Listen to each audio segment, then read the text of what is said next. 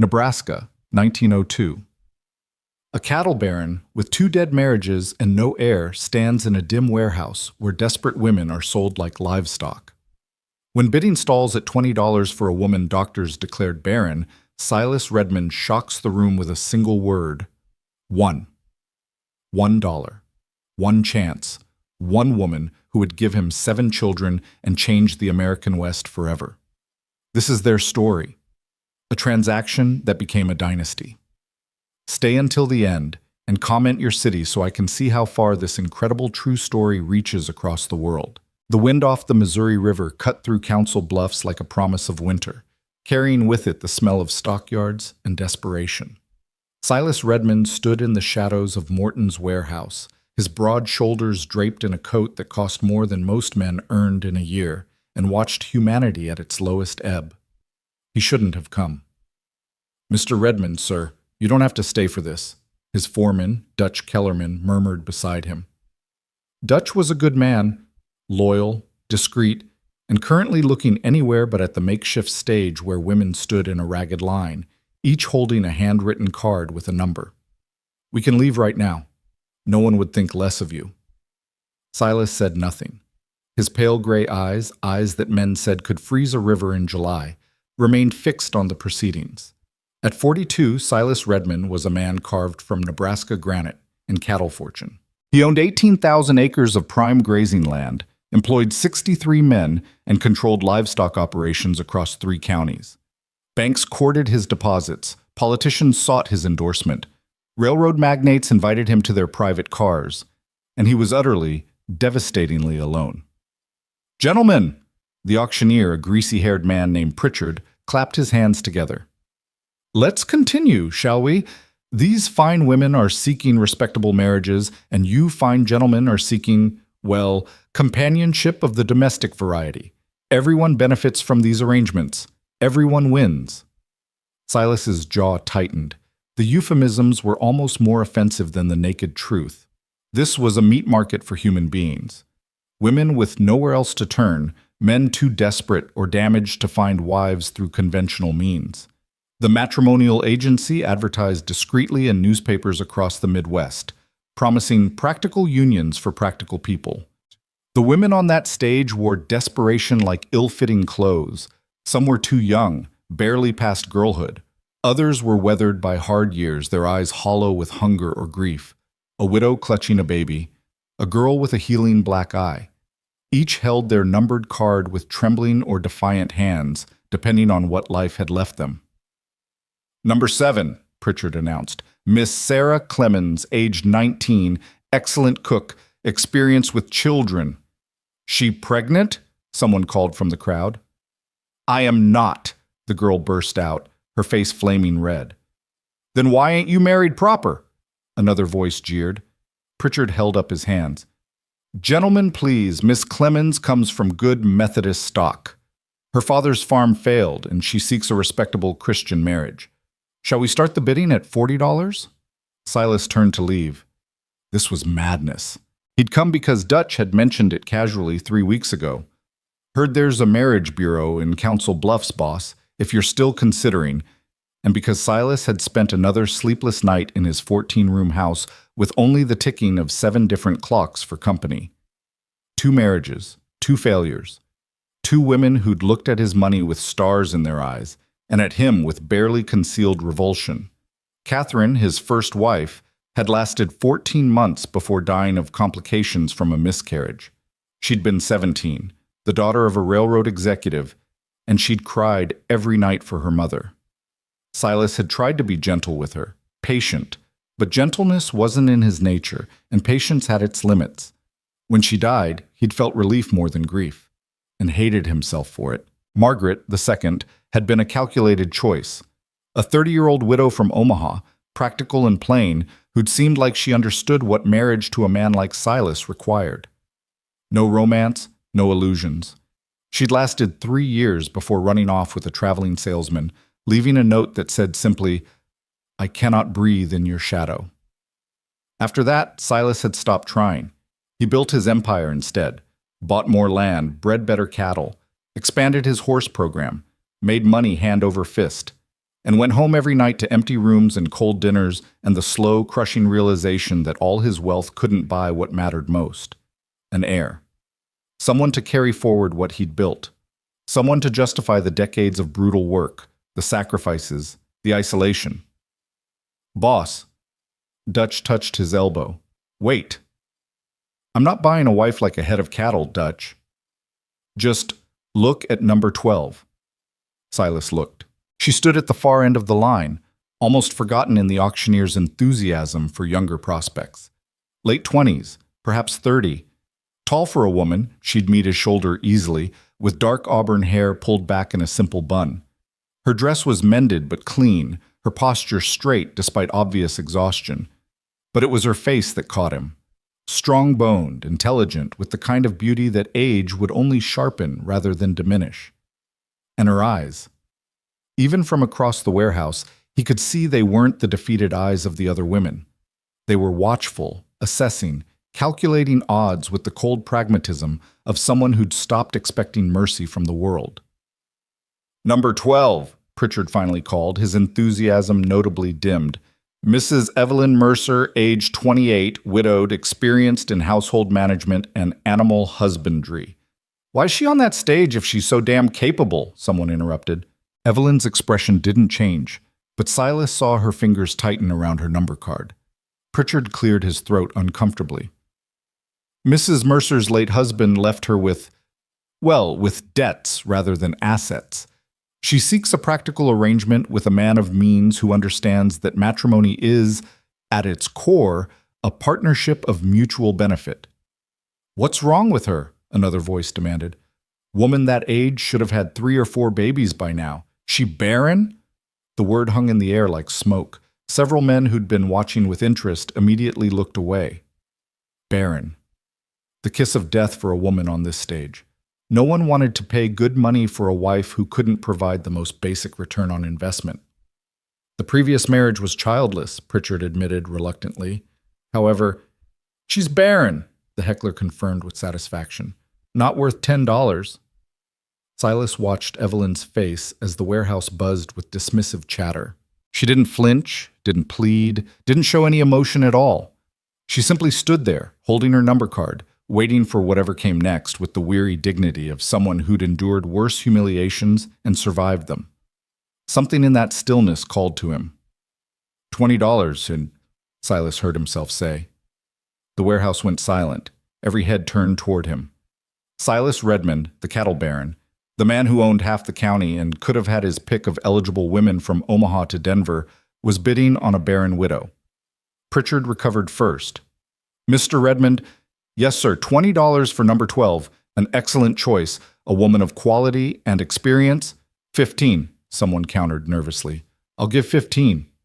The bid stands at 20, Pritchard announced. Any advance on $20? Silence. Men shuffled their feet, glanced at Silas's imposing figure, and thought better of competing. Going once, going twice. Wait. Evelyn's voice cut through the warehouse, clear and steady.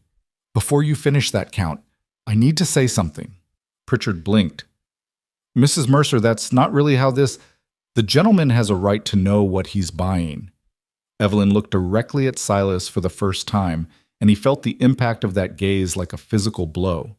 Intelligence burned there, and something else, a core of absolute unbending honesty. I was married 4 years to Henry Mercer. We had no children. A doctor in Chicago told me my womb was tilted wrong, that I'd never conceive, but I'm not certain he was right. The warehouse erupted in murmurs. Women didn't speak about such things in public. Hell, women didn't speak about such things at all.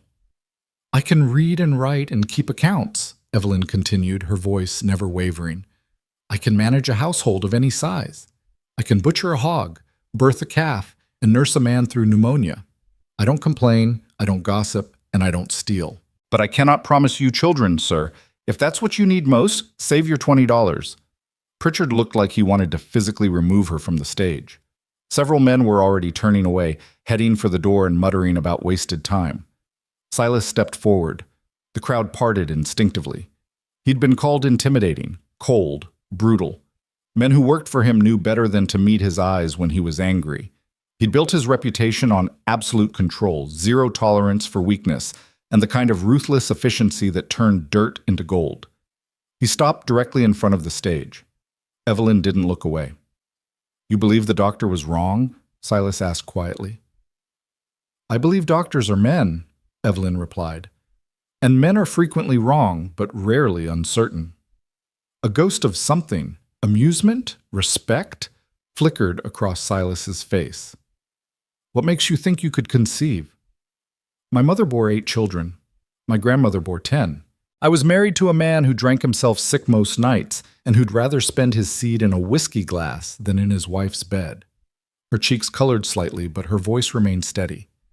"I'm not saying I can give you children, sir. I'm saying the evidence against it isn't conclusive. Why are you here, Mrs. Mercer? Why this?" For the first time, emotion cracked through her composure. "Because when Henry died, his creditors took everything. The farm, the livestock, even my mother's wedding ring. Because I spent 3 months working at a laundry for wages that wouldn't feed a cat. Because winter's coming, and I have nowhere to go and no one to help me. Because this, sir, is the only door I have left." The warehouse was silent as a church. $20 is too much," Silas said. Evelyn's shoulders sagged slightly. She nodded once, accepting defeat with the same dignity she'd maintained throughout. $1, Silas continued. Every person in that warehouse gasped. Pritchard looked like he'd been slapped. Dutch made a small sound of surprise. $1, Silas repeated, his voice carrying to every corner. "Not because you're worth less than 20, Mrs. Mercer, but because I won't have anyone, including you, believe I purchased you like livestock. $1 makes this transaction exactly what it is, a legal technicality, a contract between 2 practical people entering a practical arrangement. If you accept that dollar, you accept a marriage of honesty and partnership. Nothing more. Nothing less." Evelyn stared at him. For a long moment, the only sound was the wind rattling the warehouse windows. "Do you want children, Mr. Redmond?" she asked. Desperately. "Then you should know that $1 or 20, I'll give you everything I have to try. But if my body won't cooperate, then we'll face that together," Silas interrupted. "As partners. Do you accept?" Evelyn looked at the warehouse, at the other women still standing on the stage, at Pritchard's scandalized face, at the men watching this strange negotiation with fascination and confusion. She looked at her number card, number 12, as if she were cattle herself, and then at Silas's extended hand. "I accept your dollar, Mr. Redmond," she said clearly, "and I'll make sure you never regret spending it." They shook hands like businessmen, and a ripple of stunned laughter ran through the crowd. Pritchard stammered something about paperwork and fees and customary procedures, but Silas cut him off with a single look. "We'll handle the legal requirements tomorrow," Silas said. "Tonight, Mrs. Mercer is tired, and I have a home to return to." He looked up at Evelyn. "Do you have belongings?" "A carpet bag, that's all." "That's all you need." 20 minutes later, Evelyn sat in the back of Silas's carriage, her carpet bag at her feet, watching Council Bluffs disappear into the darkness. Dutch drove, leaving Silas and Evelyn alone in the passenger compartment with a lantern swaying between them. For a long time, neither spoke. "I should tell you about the house," Silas finally said. "It's large, 14 rooms, most of them empty. I have a housekeeper, Mrs. Chen, who comes 3 times a week. She's competent but not warm. The cook, Martha, is warm but not particularly competent. You'll have full authority over household management if you want it, or you can leave things as they are." Evelyn nodded slowly. "What happened to your previous wives, Mr. Redmond?" "You heard about them." "Everyone's heard about them. 2 dead wives makes for good gossip." "Catherine died in childbirth. Margaret ran away with a salesman." Silas's voice was flat, emotionless. "Neither event was mysterious or suspicious, if that's what concerns you." "It doesn't concern me." Evelyn met his eyes. "I'm just trying to understand what kind of marriage you're expecting. Am I replacing Catherine or Margaret? Because I can't be a girl who cries for her mother, and I won't be a woman who suffocates in anyone's shadow." Silas studied her for a long moment. "What kind of marriage are you expecting, Mrs. Mercer?" "Honest work for honest compensation, respect for competence. And if I do give you children, sir, I expect them to know their mother is more than a brood mare." "Fair terms." Silas extended his hand again. We have an agreement. They shook a second time, and this time when Evelyn's work-roughened hand met his, something passed between them that felt dangerously like recognition. Two people who'd learned to survive without softness, meeting in the margins of a world that hadn't been kind to either of them. You can call me Silas, he said quietly. We're married, or will be tomorrow. Might as well use first names? Evelyn. I know. I was listening. The ghost of a smile touched Evelyn's lips. You paid attention to a barren widow on an auction stage. That makes you either extraordinarily kind or extraordinarily desperate. I'm not kind, Silas said. Then we're both desperate. Evelyn looked out at the darkness rushing past. That's something, at least. Desperation is honest. It's something else, too. Silas's voice was barely audible over the carriage wheels. It's the foundation of every great partnership. Two people with nothing to lose and everything to gain. Is that what we are now? Partners? That's what I paid my dollar for, Evelyn. The question is whether it's enough. The carriage rolled on through the Nebraska night, carrying them toward a house that would become a home, toward a transaction that would become a dynasty, toward a love neither of them had bargained for, but both would fight to keep. In the darkness, Evelyn's hand found Silas's and held it, not romantically, not tenderly, but with the firm grip of an equal acknowledging an equal, partners in a dangerous venture, survivors who'd found each other in the last place either expected. Your dollar is enough, she said finally. For now, that's enough. But both of them knew, even then, that nothing about this arrangement would stay simple. Nothing about these two complicated, damaged, desperate people could possibly remain transactional. The dollar was just the beginning. The Redmond house rose from the prairie like a monument to ambition. 3 stories of white clapboard and black shutters that caught the first light of dawn as the carriage rolled up the long drive. Evelyn had dozed fitfully during the final hours of the journey, her head resting against the carriage wall, and she woke to see her new home emerging from the morning mist like something from a fever dream. It's bigger than the hotel in Council Bluffs, she said quietly. Silas, who hadn't slept at all, looked at the house with the detached assessment of a man viewing property rather than home. It was built for a family, currently houses 1 man, a housekeeper, a cook, and enough empty rooms to echo. The carriage stopped at the front entrance, and Dutch climbed down to open the door. Evelyn stepped out onto gravel that crunched beneath her worn boots, feeling suddenly acutely aware of how she must look. Travel-stained, exhausted, carrying everything she owned in a single carpet bag. The front door opened and a small Chinese woman in her 50s emerged, her face carefully neutral. Mrs. Chen, Silas said, his tone formal. This is Mrs. Mercer. We'll be married this afternoon at the courthouse. Please prepare the blue room for her use. Mrs. Chen's eyes flickered to Evelyn, taking in every detail with the swift efficiency of long practice. Yes, Mr. Redmond, will Mrs. Mercer require breakfast? I would appreciate that, Evelyn said before Silas could answer. Thank you. Something shifted in Mrs. Chen's expression, approval perhaps, or at least acknowledgement. She nodded once and disappeared back into the house. Silas gestured for Evelyn to follow, and she stepped across the threshold into her new life. The interior matched the exterior's ambitions: high ceilings, polished floors, furniture that looked expensive and uncomfortable.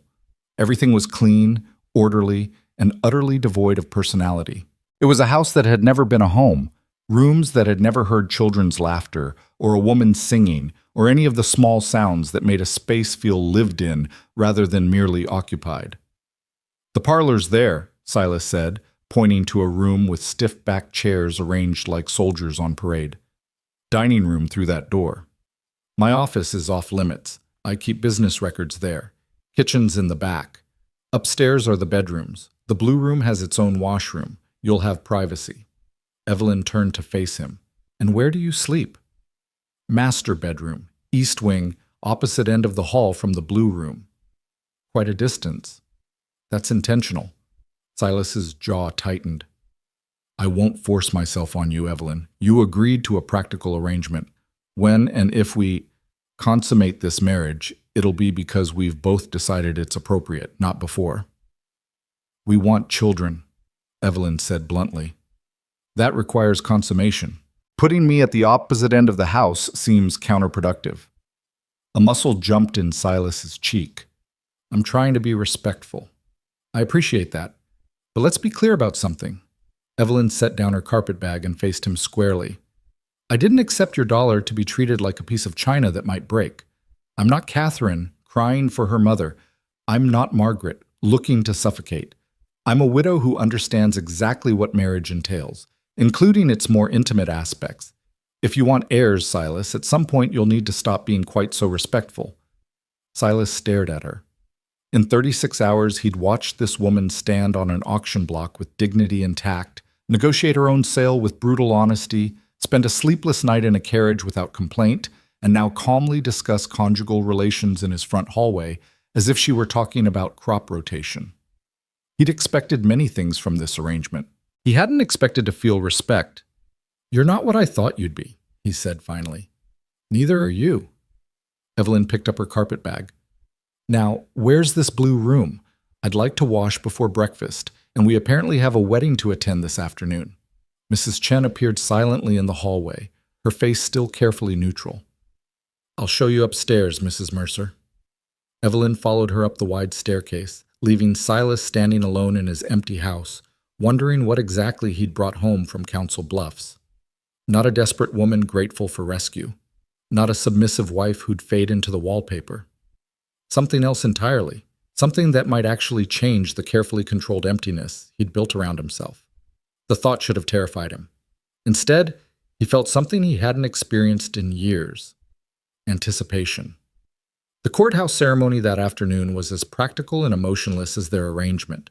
Judge Whitmore, who'd handled legal matters for Silas for 15 years, performed the service with brisk efficiency in his chambers. Dutch and the court clerk served as witnesses. The whole affair took 7 minutes. You may kiss your bride, Judge Whitmore said without enthusiasm. Silas looked at Evelyn. She looked back. By unspoken agreement, they shook hands instead. That's not traditional, the judge observed. Neither is this marriage, Silas replied, but it's legal, which is all that matters. They signed the certificate, paid the fee, and left as Mr. and Mrs. Silas Redmond. In the carriage back to the house, Evelyn examined the simple gold band Silas had placed on her finger. He'd bought it that morning while she'd bathed and changed into the one good dress from her carpetbag. It fits, she said. I estimated. You have practical hands, not small, not large. Is that a compliment? It's an observation. Silas looked out the window at his land rolling past, thousands of acres of grass and cattle and wealth built from nothing. I'm not good at compliments, Evelyn. I'm good at observations, assessments, strategies. If you're expecting pretty words and romantic gestures, you'll be disappointed. I'm expecting honesty and respect, Evelyn said. Romance is for people who can afford illusions. We can't. No, Silas agreed quietly. We can't.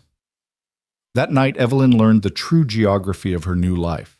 The house was even larger than she'd initially realized, with rooms that served no purpose and hallways that led nowhere in particular. She found the kitchen, where Martha, the cook, was a round woman in her 60s who looked delighted to finally have another woman in the house. Lord be praised, Martha said, wiping her hands on her apron. 13 years I've been cooking for that man, and he eats like he's taking medicine. No joy in it, no appreciation, just fuel. Maybe now we'll have actual meals instead of slabs of meat and boiled potatoes. Mr. Redmond doesn't care for elaborate food? Evelyn asked. Mr. Redmond doesn't care for anything that isn't cattle or land. Martha lowered her voice conspiratorially. Between you and me, Mrs. Redmond, that man needs more than a wife. He needs a reason to be human again. 2 dead marriages will do that to a person, turn them cold. But you look like you've got spine. Maybe you'll thaw him out. Evelyn wasn't sure about thawing, but she understood survival, and survival meant establishing her place in this household quickly and firmly. Over the next 3 days, she began quietly taking inventory of everything, supplies, schedules, inefficiencies. She watched how Mrs. Chen cleaned the same rooms over and over, because there was nothing else to clean. She noticed Martha preparing elaborate meals that Silas consumed without comment. She observed the ranch hands who came to the house for instructions, the way they spoke to Silas with respect but not warmth, fear but not loyalty. She saw an empire held together by one man's iron will, with no foundation beneath it except his own relentless control. On the fourth evening, she found Silas in his office, working by lamplight, though it was past 10 o'clock. She knocked on the doorframe. "You said this room was off limits," Silas said without looking up from his ledgers. "You also said I had authority over household management. I need to discuss accounts." Now he looked up. "What accounts?" Evelyn entered and placed a sheet of paper on his desk. "Martha's been ordering provisions for a household of 15. We're feeding 3 people and occasional ranch hands. Mrs. Chen is cleaning empty rooms twice a week that haven't been used in years. You're paying for services you don't need and wasting resources on maintenance that serves no purpose. I've calculated that we can reduce household expenses by 30% with no loss of quality or comfort." Silas studied the paper, his expression unreadable. "You've been here 4 days. Long enough to see waste, unless you enjoy spending money unnecessarily." "I don't enjoy anything unnecessarily." Silas set down his pen and leaned back in his chair, regarding her with those pale gray eyes. "You're proposing to take over household management entirely." "I'm proposing to do what I told you I could do, manage a household of any size. Right now, this household is managed for show rather than function. That might have made sense when you were trying to impress wives who cared about such things. I don't. I care about efficiency." A ghost of that almost smile touched Silas's face. "You're criticizing how I run my house." "I'm observing inefficiencies. Would you prefer I pretend not to notice them?" "No?" Silas pulled the paper closer, studying her neat columns of figures. "No, I wouldn't." "All right, Mrs. Redmond, the household is yours. Make whatever changes you see fit, but I'll expect those savings you promised. You'll get them." Evelyn turned to leave, then paused. "One more thing." "Yes?" "You can't build a legacy working 16-hour days and sleeping 4 hours a night. Whatever you're trying to prove to yourself, it's not sustainable. You need rest, proper meals, and occasional human interaction that doesn't involve cattle prices." Silas's expression hardened. "I'll manage my own schedule. And I'll manage the household, which includes ensuring its occupants remain healthy enough to occupy it. That's my job now, Silas. You hired me to do it. Let me." They stared at each other across the desk, neither willing to back down. Finally, Silas nodded once, curtly.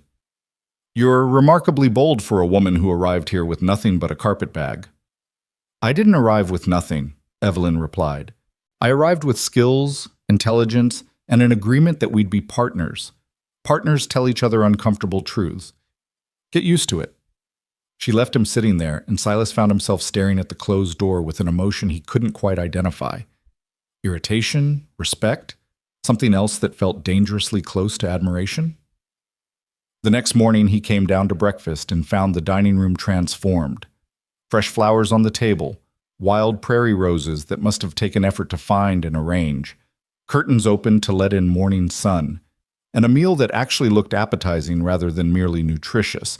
Eggs cooked with cream and herbs, fresh bread that was still warm, coffee that didn't taste like it had been boiled for hours.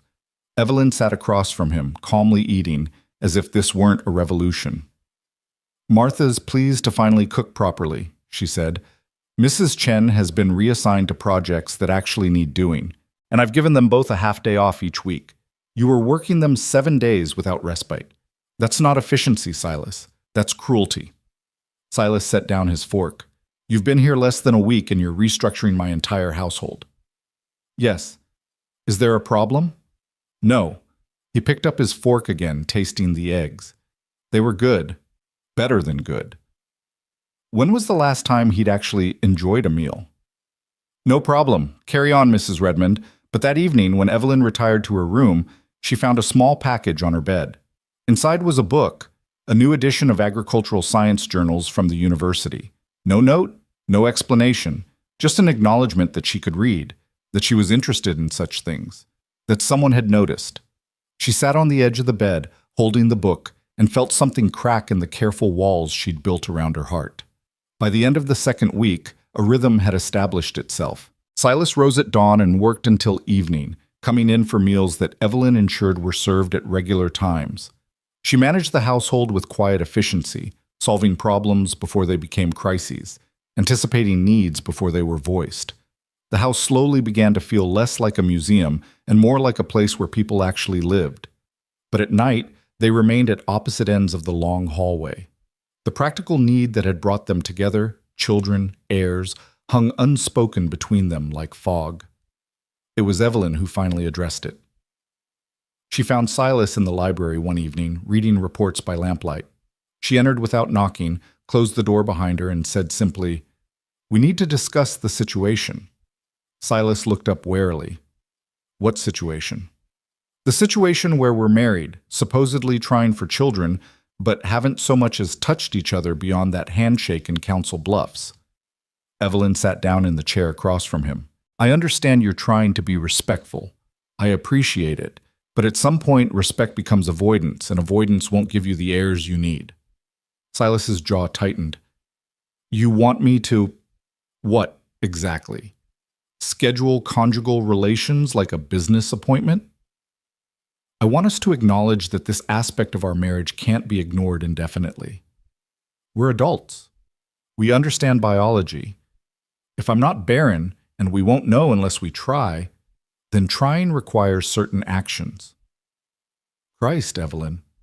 Silas stood abruptly, walking to the window. "You talk about this like it's crop rotation. Would you prefer I blush and stammer and pretend to be shocked by the concept of marital intimacy?" Evelyn rose and joined him at the window. "I'm 28 years old. I was married for 4 years. I'm not ignorant, Silas, and I'm not fragile. What I am is practical." "Practical?" Silas laughed without humor. "Is that what we're calling it?" "What would you call it?" He turned to face her, and for the first time since they'd met, Evelyn saw genuine emotion in his eyes, frustration, desire, and underneath it all, something that looked like fear. "I would call it complicated," he said quietly. "Catherine was terrified of me. Every time I touched her, she flinched. Margaret tolerated it, but barely. She'd lie there like a corpse and count the minutes until I was finished. You talk about this like it's simple mathematics, but it's not. It's 2 people in a bed together, and I have no reason to believe I'll be any better at satisfying you than I was at satisfying them." The honesty of it struck Evelyn silent. She'd expected resistance, perhaps, or awkwardness, not this raw admission of inadequacy from a man who seemed unshakable in every other aspect of his life. "I wasn't happy in my marriage bed either," she said finally. "Henry was either drunk or angry or both. It was a duty I performed, nothing more. I don't expect poetry or passion from you, Silas. I expect the same thing I expect from every other aspect of our partnership, honest effort and mutual respect." "That's all?" "That's everything." Evelyn met his eyes steadily. "I don't need you to be a romantic hero. I need you to be a partner who's willing to try. We can figure out the rest as we go." Silas studied her face in the lamplight. She didn't look away, didn't blush, didn't give any indication that this conversation embarrassed or frightened her.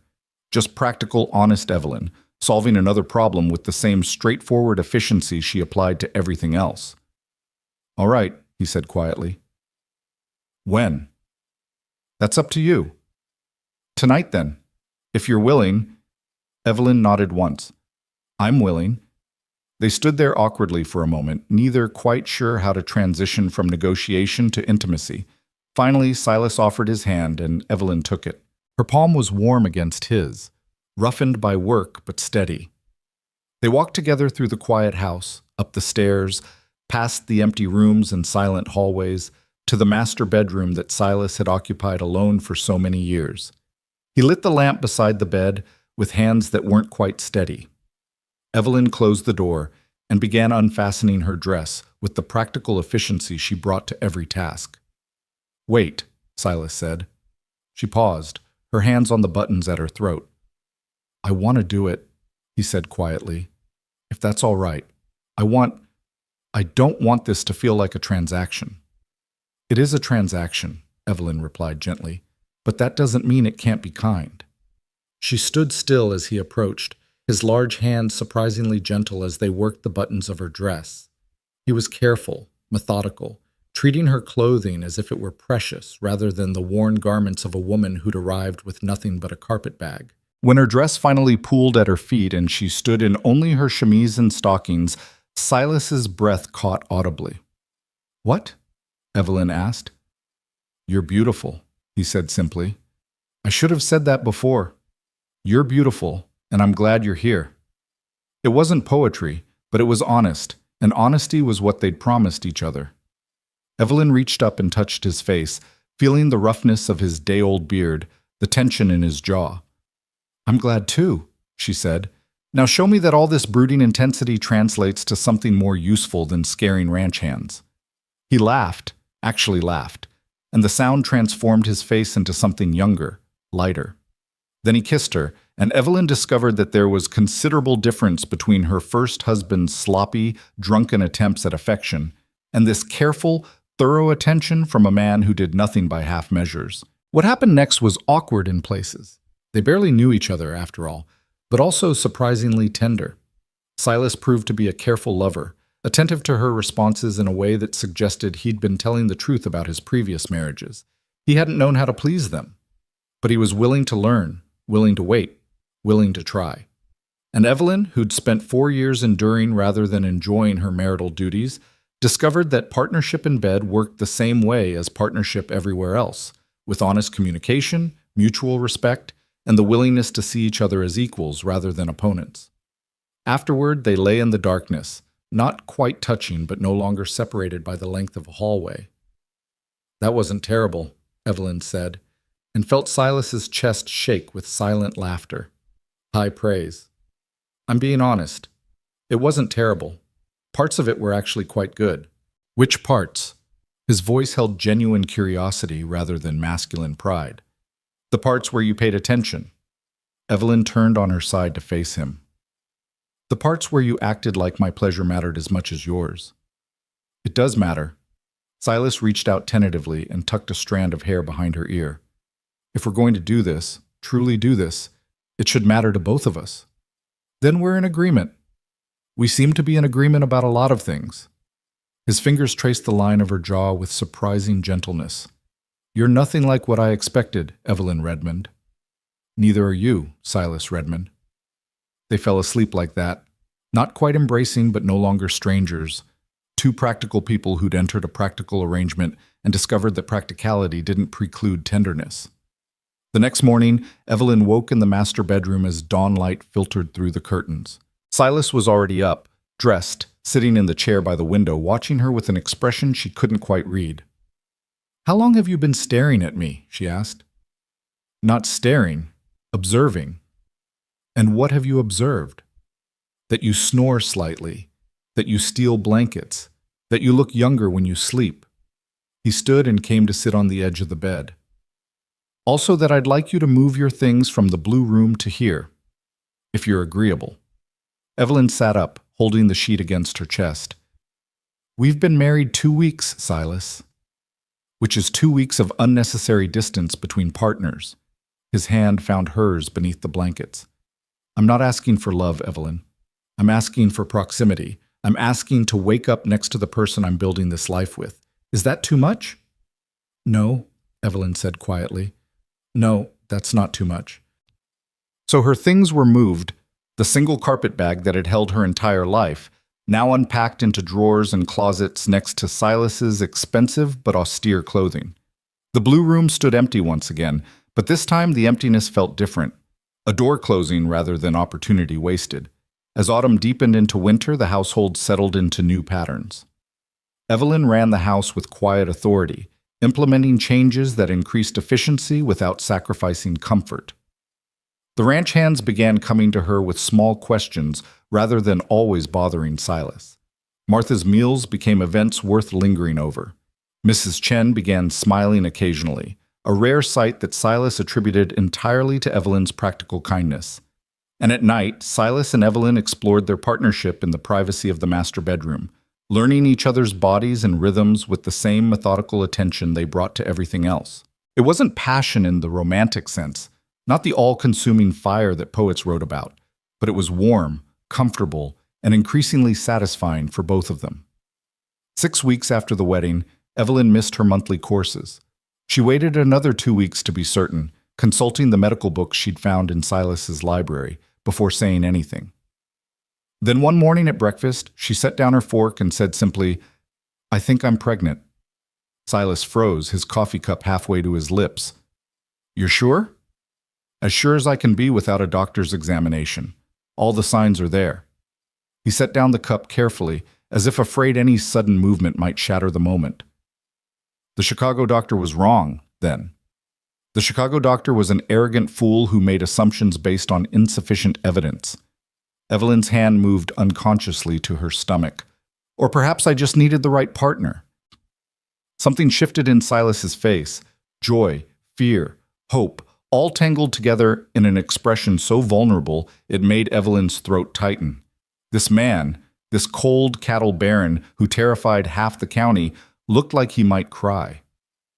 "We should get you to a doctor," he said, his voice rough. "A good one. From Omaha, or even Chicago if necessary. Someone who knows what they're doing." "Silas, women have been having babies since the beginning of time. You need the best care available." He stood abruptly, already planning. "I'll send Dutch to Omaha today. There's a physician there, Dr. Hartwell, who handled complicated cases for the governor's wife. He'll know what you need, how to ensure everything goes well." "Silas."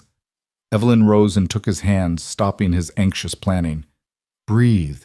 We have months yet. There's time." "Catherine died," he said bluntly. "She was pregnant, she was young and healthy, and she died anyway. I won't let that happen to you." "You can't control everything, Silas, not even with all your money and all your planning." "I can try." His hands tightened on hers. "I can damn well try." So Dr. Hartwell was summoned from Omaha, a competent man in his 50s who examined Evelyn thoroughly and pronounced her healthy, the pregnancy progressing normally, with no signs of the complications that had killed Catherine. He gave instructions for diet and rest, prescribed various tonics and supplements, and promised to return for monthly examinations. "Your wife is strong," he told Silas privately. "Good bones, good constitution. Barring unforeseen complications, she should do fine. But I'll be frank, Mr. Redmond, childbirth always carries risks. No amount of money or medical attention can eliminate them entirely." "Then we'll minimize them as much as possible," Silas replied. "Whatever she needs, doctor. Whatever it costs." But what Evelyn needed wasn't expensive medical care or elaborate precautions. She needed to work, to be useful, to maintain the sense of purpose that had sustained her through every hardship. The pregnancy barely slowed her down.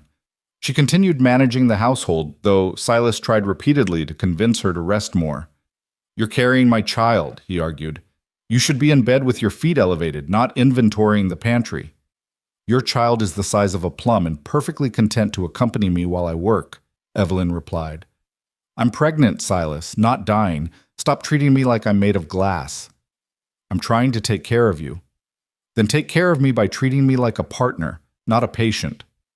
It became a recurring argument between them. Silas's overwhelming need to protect warring with Evelyn's equally strong need for autonomy. But even their arguments had a warmth to them now, a foundation of mutual care that transformed disagreement into something almost affectionate. The ranch hands noticed the change in their boss. Silas still drove them hard, still demanded excellence, but there was less rage in it now. He came home for meals. He occasionally smiled. He even told a joke once, which shocked Dutch so thoroughly the foreman nearly fell off his horse. "Marriage agrees with you, boss," Dutch ventured one day as they surveyed the northern pastures. "Marriage to the right woman agrees with me," Silas corrected. "Turns out the problem wasn't marriage. It was choosing poorly." "You thinking Mrs. Redmond chose poorly too, ending up with a hard man like you?" Silas considered this seriously. "I think she chose survival. Everything else, including me, is a bonus she's choosing to make the most of. That's why it works, Dutch. We're both practical about what this is." But even as he said it, Silas knew it wasn't entirely true anymore. What had started as a practical arrangement was becoming something else, something that felt dangerously close to the partnership he'd claimed to want, but had never actually believed possible. Winter arrived with brutal cold and heavy snows that isolated the ranch for days at a time. Evelyn, now noticeably pregnant, spent evenings in the library with Silas, the two of them working companionably on different projects. Him with his ledgers and breeding records, her with the household accounts, and the books she'd borrowed from his extensive collection. Sometimes they talked. Sometimes they sat in comfortable silence. Always, Silas found his attention drifting from his work to watch her, the way lamplight caught in her auburn hair, the unconscious way her hand rested on her growing belly, the small smile that curved her lips when she found something particularly interesting in her reading. "You're staring again," she said without looking up. "Observing. And what are you observing now?" "That I'm a lucky man." The words came out before Silas could stop them, more honest than he'd intended. "That I paid $1 for the best investment I ever made." Evelyn finally looked up, her eyes soft in the lamplight. "That's almost romantic, Mr. Redmond." "Don't get used to it. I'm still not good at pretty words." "No," she agreed, setting aside her book and rising with some effort. The pregnancy was making her movements slower, more careful. "But you're getting better at honest ones." She crossed to his desk and held out her hand. Silas took it, letting her pull him to his feet, and followed her from the library to the bedroom they now shared without question or hesitation. And there, in the privacy of their partnership, they continued the slow, complicated process of turning a transaction into something that looked remarkably like love, even if neither of them was quite ready to call it that. Because calling it love would mean admitting vulnerability, admitting need, admitting that this practical arrangement had become the most important thing in both their carefully constructed lives. And neither of them was quite ready for that truth yet. But it was coming, as inevitable as spring after winter, as certain as the child growing in Evelyn's womb. The dollar had bought them a beginning. What they built from that beginning would cost them both far more, and give them everything they'd never dared to dream of asking for. The baby came on a brutally cold March morning, 3 weeks earlier than Dr. Hartwell had predicted. Silas was in the south pasture dealing with a fence break when Dutch came galloping across the frozen ground, his horse's breath streaming white in the air. "Boss, Mrs. Chen says it's time. The baby's coming." Silas didn't remember the ride back to the house. One moment he was in the pasture, the next he was bursting through the front door, his heart hammering against his ribs like it wanted to escape his chest. Martha met him in the hallway, her face flushed from running up and down the stairs. "Dr. Hartwell's not here yet," she said breathlessly. "Dutch sent someone to fetch him, but with these roads—" "Where is she?" Silas demanded. "Upstairs. Mrs. Chen's with her, and I've got water boiling, but Mr. Redmond, she's asking for you." Silas took the stairs 3 at a time. He found Evelyn in their bedroom, pacing beside the bed with one hand pressed to her lower back and the other gripping the bedpost. Mrs. Chen hovered nearby with an armful of clean linens, her normally impassive face tight with worry. "You're not supposed to be here," Evelyn said when she saw him, her voice strained. "Men don't attend births." "Men who paid $1 for their wives can damn well attend anything they please." Silas crossed to her side. "How bad is it?" "It's childbirth, Silas. It's supposed to hurt." Another contraction hit, and Evelyn's fingers tightened on the bedpost until her knuckles went white. She breathed through it with gritted teeth, and Silas felt absolutely, utterly helpless. He could negotiate million-dollar cattle deals without breaking a sweat. He could stare down rustlers and rival ranchers and railroad barons. But watching Evelyn in pain unmanned him completely. "Dr. Hartwell will be here soon," he said, knowing it was useless comfort. "The baby doesn't care about Dr. Hartwell's schedule." Evelyn's laugh was half-gasp.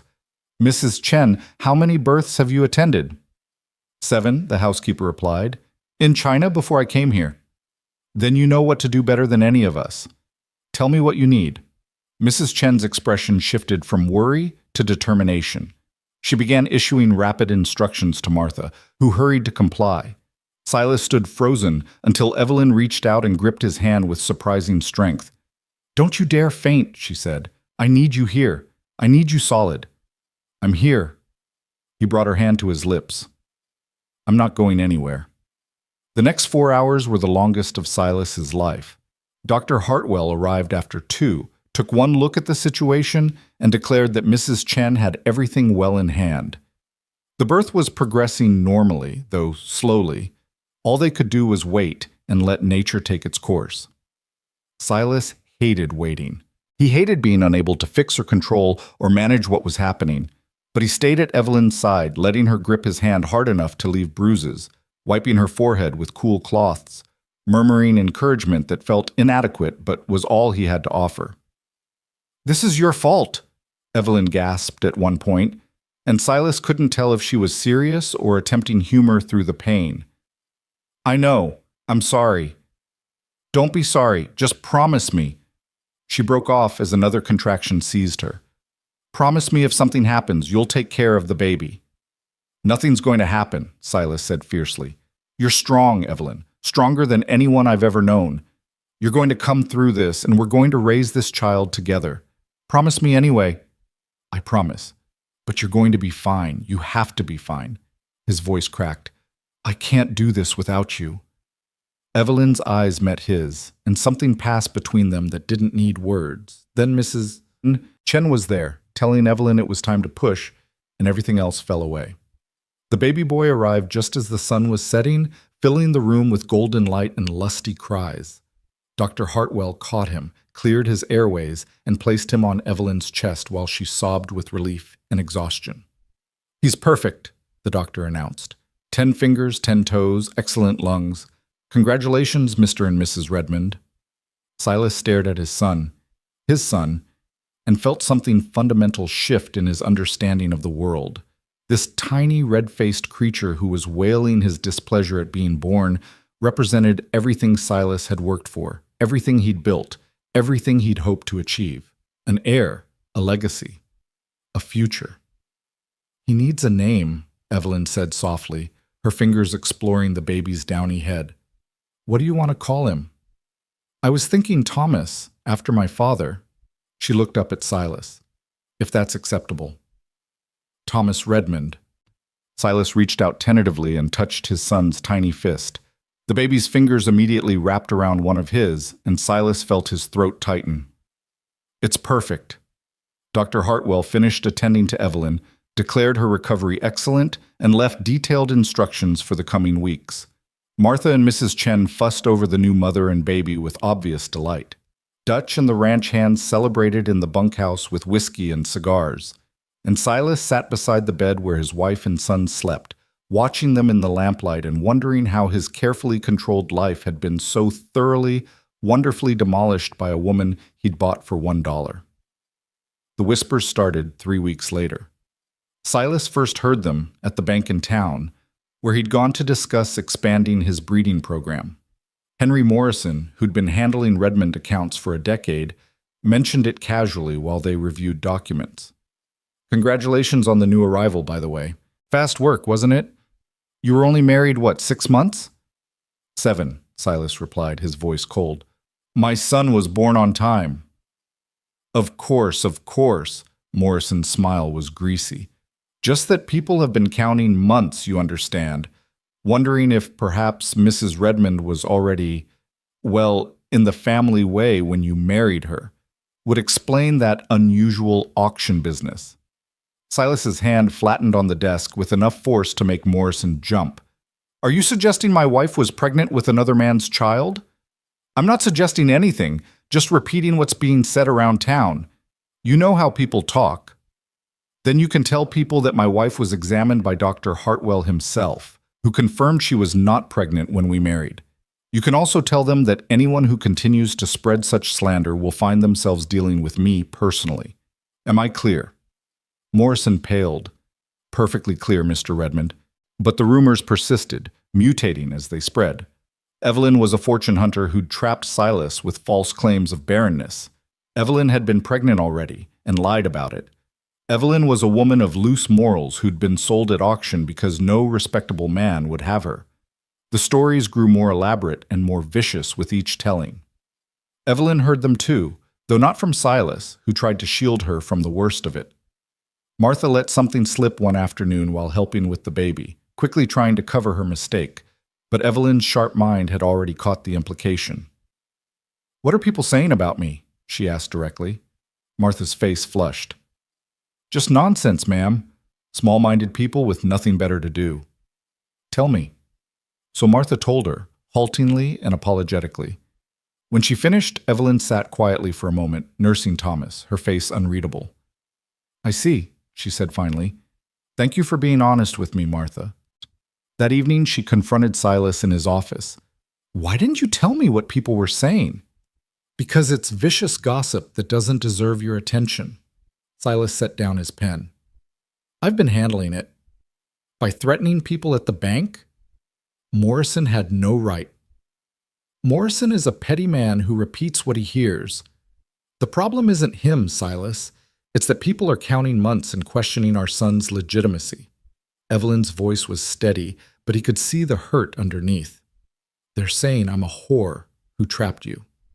Anyone who says that, within my hearing, will regret it. Violence won't solve this." She sat down across from him. "We need a different approach. Dr. Hartwell examined me when we married. He can provide documentation that I wasn't pregnant. We can make that public, put the rumors to rest." "No." Silas's voice was flat. "We're not subjecting you to that humiliation. We're not parading your medical history for public consumption to satisfy gossips and scandalmongers." "Then what do you suggest? Letting them keep whispering? Letting our son grow up with questions about his birth?" "I suggest we ignore them. We know the truth. That's all that matters." "You're wrong." Evelyn leaned forward. "Truth only matters if people believe it. Right now they believe I'm either a liar or a whore, and that our marriage is built on deception. That affects you, Silas. It affects your business, your reputation, everything you've built." "I don't give a damn about my reputation."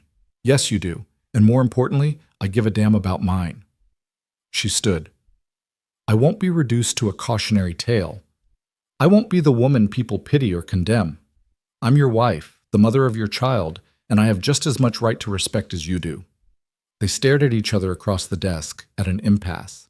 Evelyn left the office with her spine straight and her head high, but Silas could see the weight she carried. The knowledge that no matter what they did, some people would always question her character, her motives, her worth. That night, as they lay in bed with Thomas sleeping in his cradle nearby, Silas pulled Evelyn close.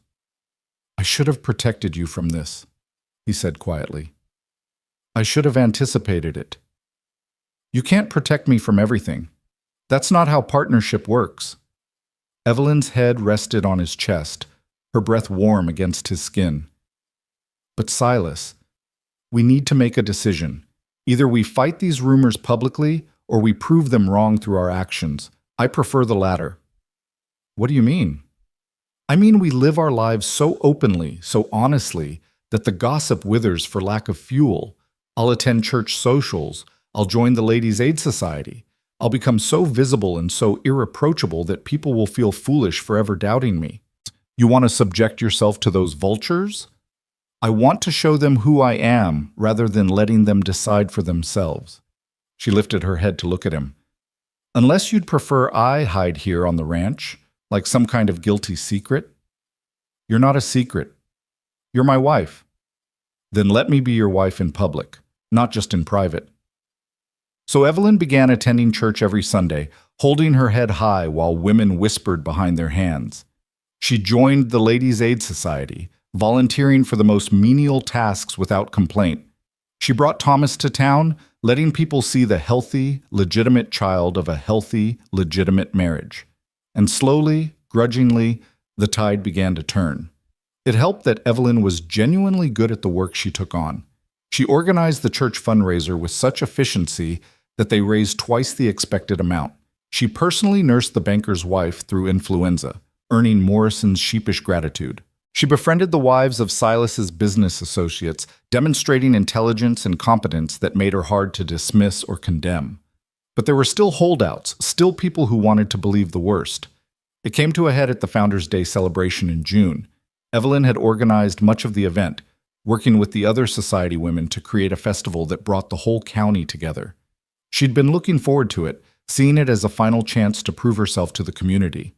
She wore her best dress, still simple compared to what the wealthier women wore, but clean and well-fitted, and carried Thomas proudly. Everything was going well until Charlotte Pemberton arrived. Charlotte was old money, the daughter of the original railroad magnate who'd helped found the county. She'd been away at finishing school when Silas married Catherine, and abroad when he married Margaret. This was her first time meeting Evelyn, and she made her opinions clear immediately. "So you're the auction bride," Charlotte said loudly enough for a dozen people to hear. She looked Evelyn up and down with undisguised contempt. "How much did Silas pay for you, dear? I heard it was only $1. Bargain shopping, even for him." Evelyn felt every eye turn toward her. The festival noise seemed to fade, leaving only Charlotte's mocking voice and the weight of public judgment. "Actually, it was exactly $1, Evelyn replied calmly. "And I'd say both Silas and I got considerably more than we bargained for." "How brave of you to admit it." Charlotte's smile was vicious. Most women would be ashamed to confess they were purchased like cattle. But then, you were desperate, weren't they? No family, no prospects, damaged goods. "That's enough." The voice came from behind Evelyn, and she turned to see Susan Whitmore, the judge's wife. Susan was in her 60s, respected throughout the county, and currently looking at Charlotte with the kind of disapproval that could wither crops. "Charlotte Pemberton, you should be ashamed of yourself. Mrs. Redmond has worked tirelessly on this festival while you were off spending your father's money in Europe. She's earned respect, not your juvenile cruelty." "I'm simply speaking the truth," Charlotte began. "The truth is that Silas Redmond married a woman of intelligence and capability," Susan interrupted. "Something neither of his previous marriages could claim. The truth is that Mrs. Redmond has contributed more to this community in 6 months than you have in your entire privileged life. And the truth, Charlotte, is that your jealousy is showing, and it's quite unbecoming." Other women began murmuring agreement. Margaret Chen, who'd become friendly with Evelyn through the Ladies' Aid Society, stepped forward to stand beside her. Then Mary Sullivan, then Elizabeth Morrison, even the banker's wife, who owed Evelyn her life. Charlotte found herself suddenly surrounded by women who'd decided that Evelyn Redmond deserved their loyalty more than old prejudices deserved their maintenance. "Well," Charlotte said, her face flushed, "I can see where allegiances lie. I hope you all enjoy your festival." She swept away, her exit considerably less triumphant than her entrance. Susan turned to Evelyn with a kind smile. "Don't let that girl upset you, dear. She's been spoiled rotten since birth and can't stand anyone getting attention that isn't directed at her." "I'm not upset," Evelyn said, and realized it was true. "I'm actually quite touched. Thank you, Mrs. Whitmore." "Call me Susan, and you're welcome, though I only spoke the truth." Susan glanced at Thomas, who'd slept through the entire confrontation. "Now, shall we get back to this festival you worked so hard on? I believe the pie judging is about to start, and I have it on good authority that your apple pie is the one to beat." The rest of the day passed in a blur of activity and fellowship. Word of Charlotte's humiliation spread quickly, and people went out of their way to be kind to Evelyn, as if apologizing for having doubted her. By the time Silas found her in the evening, surrounded by chattering women and passed-around babies, Evelyn looked tired but genuinely happy. "You should have seen her, Mr. Redmond," Margaret Chen said excitedly. Charlotte Pemberton tried to embarrass her in front of everyone, and Mrs. Redmond just stood there so dignified and calm. And then Susan Whitmore put that awful girl right in her place. "It wasn't that dramatic," Evelyn protested, but she was smiling. Silas looked at his wife, his partner, holding their son and standing among women who'd chosen to defend her, and felt something fierce and proud swell in his chest. She'd done exactly what she said she would. She'd proven herself through action rather than argument, earned respect through competence rather than demanding it. That night, after Thomas was asleep and they were alone in their room, Silas pulled Evelyn into his arms. "You were right," he said simply, "about handling the gossip your way. I should have trusted you. You were trying to protect me. That's not wrong, Silas. It's just not always possible." She rested her head on his shoulder. "But I think we've turned a corner. People are starting to see me as I am rather than what they imagined." "They see a woman who's stronger than I am," Silas said quietly. "You faced them down without flinching. I would have just threatened them." Different approaches for different situations. Evelyn pulled back to look at him. "That's what partnership means. You handle the things that require intimidation. I handle the things that require diplomacy. Together, we're formidable." "Formidable," Silas repeated, a smile tugging at his lips. "That's one word for it." "What word would you use?"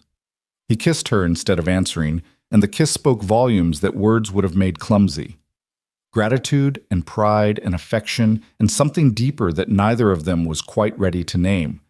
But it was there, growing stronger with each shared challenge, each moment of partnership, each discovery that what they'd built was far more than a transaction. 6 months later, Evelyn was pregnant again.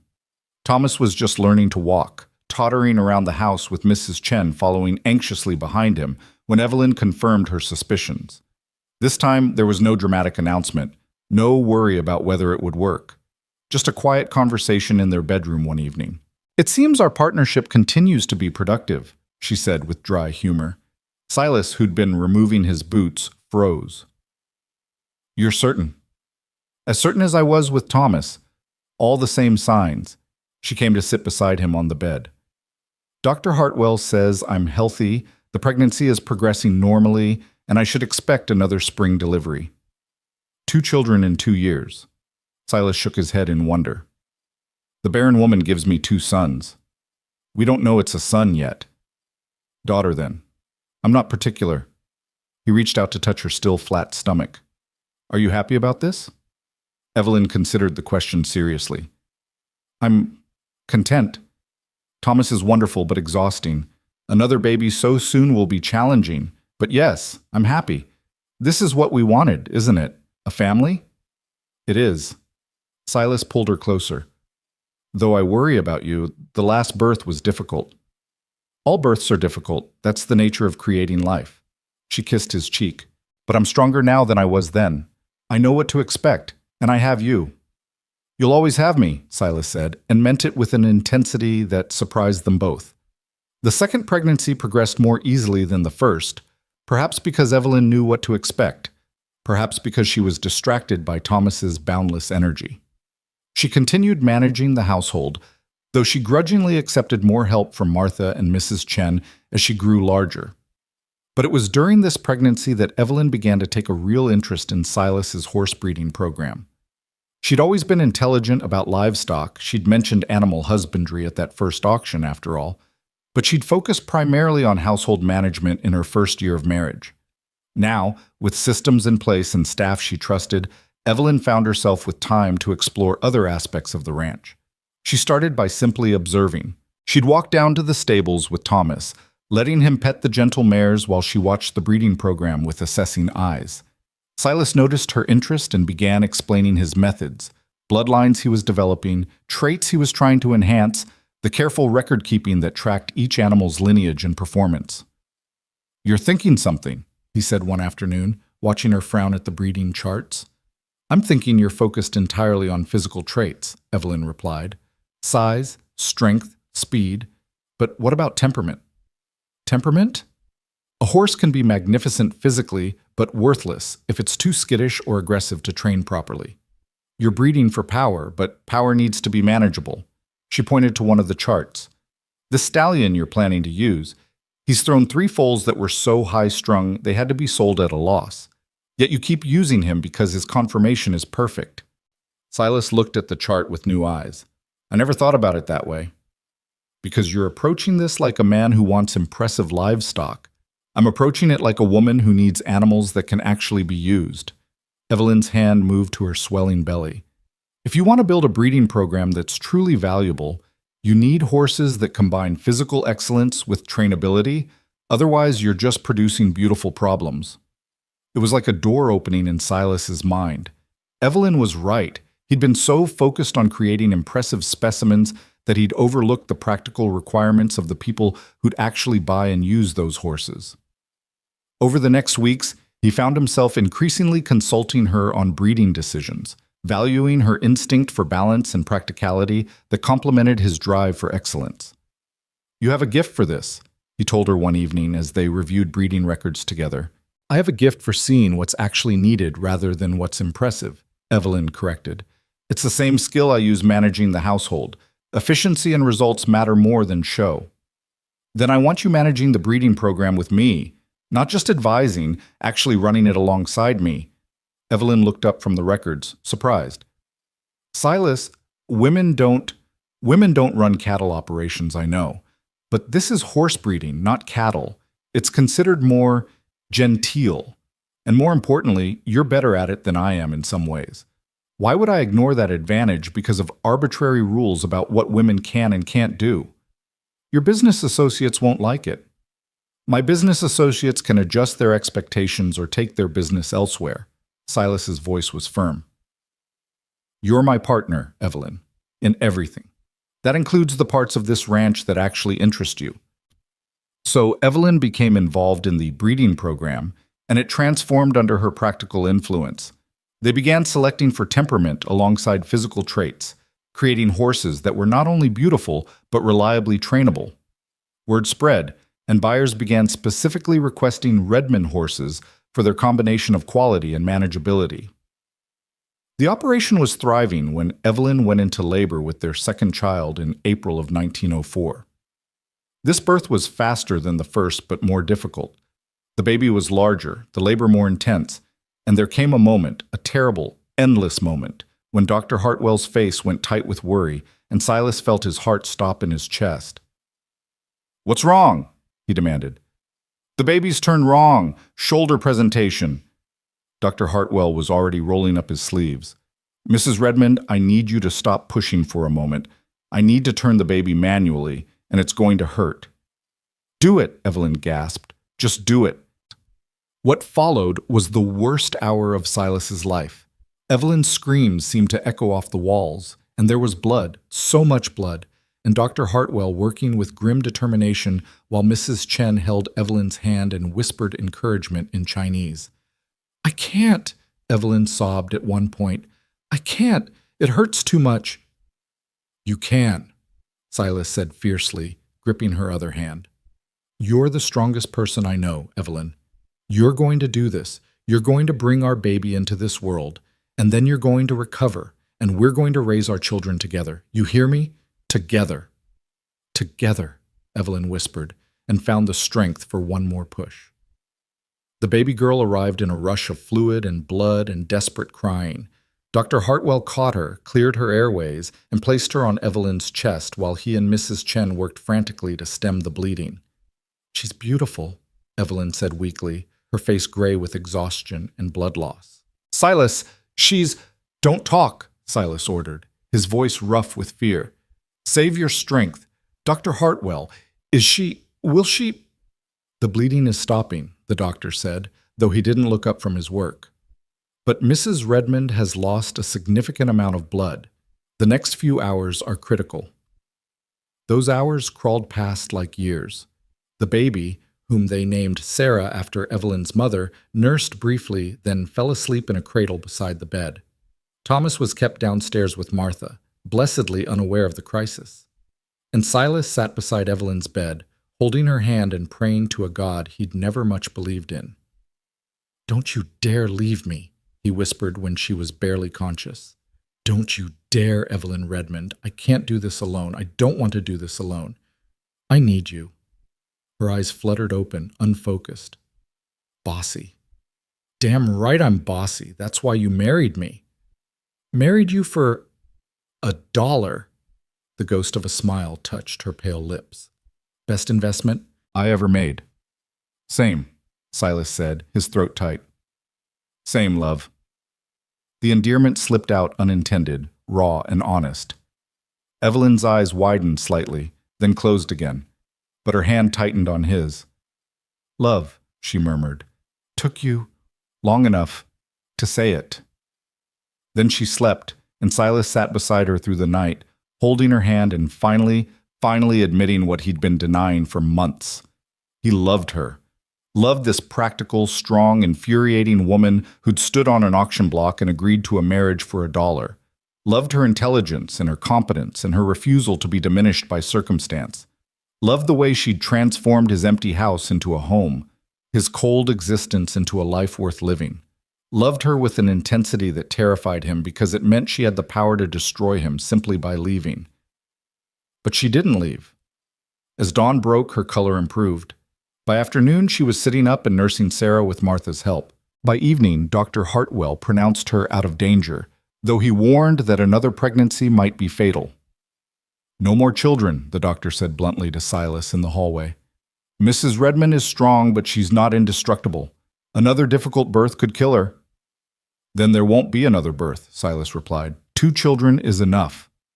But when he returned to the bedroom and found Evelyn sitting up with Sarah in her arms and Thomas climbing onto the bed beside them, he felt the sharp ache of loss even as he celebrated their survival. 2 children when he'd wanted a house full. 2 when he dreamed of a dynasty. Evelyn saw it in his face. You wanted more. I want you alive more than I want more children. Silas sat carefully on the edge of the bed. Dr. Hartwell says, I know what he says. I heard. She looked down at Sarah's tiny face. I'm sorry, Silas. For what? For nearly dying to give me a daughter? He tilted her chin up gently. You have nothing to apologize for, Evelyn. Nothing. We have 2 healthy children and each other. That's more than I ever expected to have. But your empire can be run by Thomas when he's grown, or Sarah, if she has the mind for it, or we can sell it off and live comfortably on the proceeds. Silas's voice was fierce. I don't care, Evelyn. None of it matters if you're not here to share it with me. Tears spilled down her cheeks. You love me.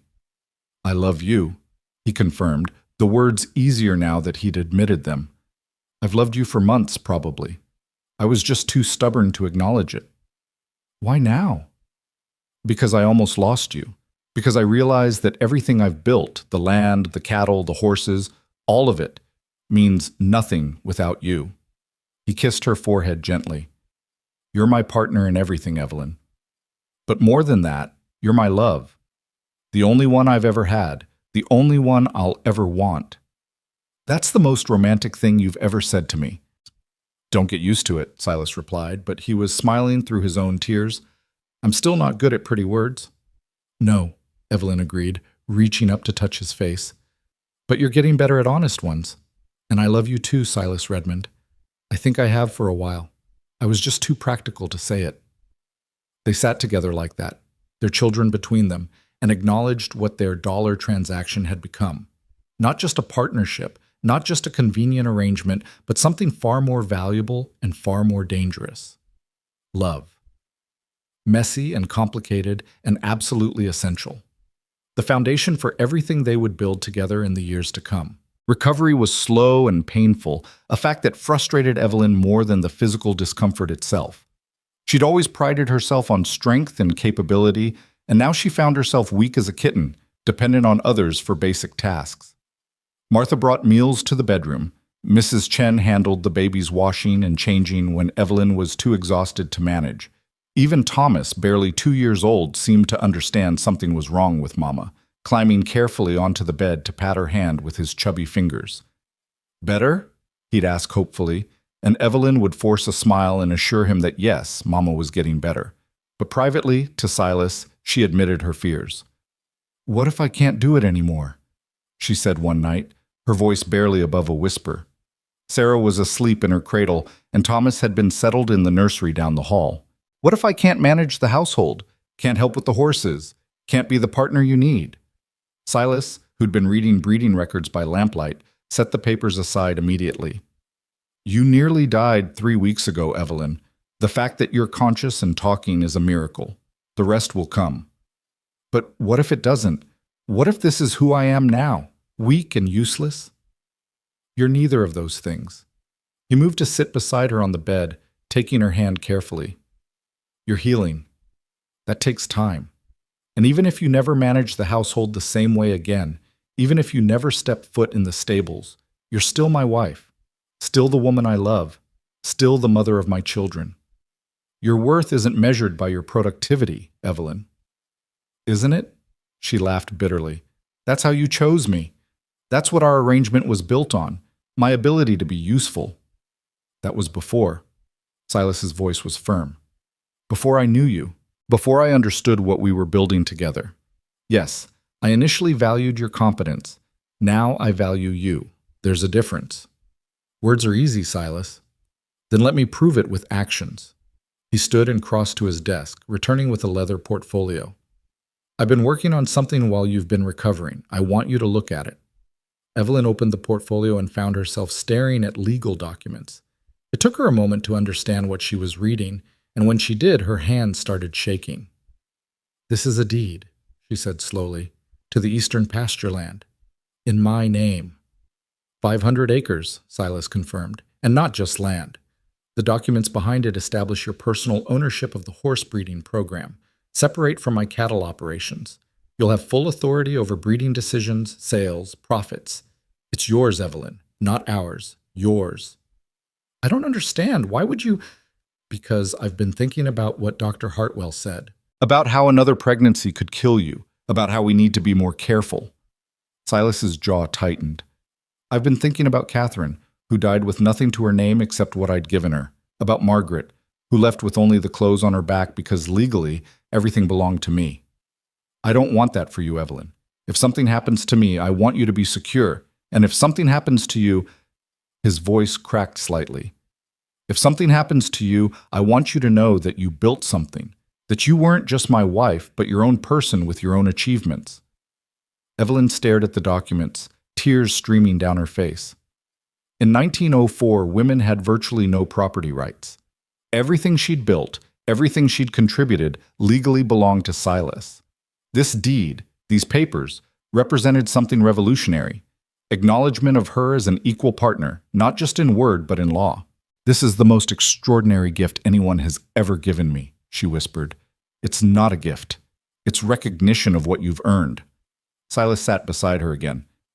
You transformed my breeding program, Evelyn. The reputation we're building, the quality of our stock, the prices we're commanding, that's your doing as much as mine. Maybe more. You deserved a profit from your own work. Society will think you're mad, giving land and business ownership to your wife. Society thought we were mad for getting married at all, Silas interrupted. I stopped caring about society's opinion when I paid $1 for the best thing that ever happened to me. Evelyn set the portfolio aside carefully and reached for him, pulling him into an embrace that was awkward given her weakness but desperately needed. I love you, she said fiercely. I love you so much it terrifies me. Good, Silas murmured against her hair. Because you terrify me too, in the best possible way. By summer, Evelyn had regained most of her strength, though she tired more easily than before and occasionally had to rest in the afternoons. But her mind was as sharp as ever, and she threw herself into developing the horse breeding program with renewed passion. The deed in her name wasn't just a symbol, it was a responsibility she took seriously.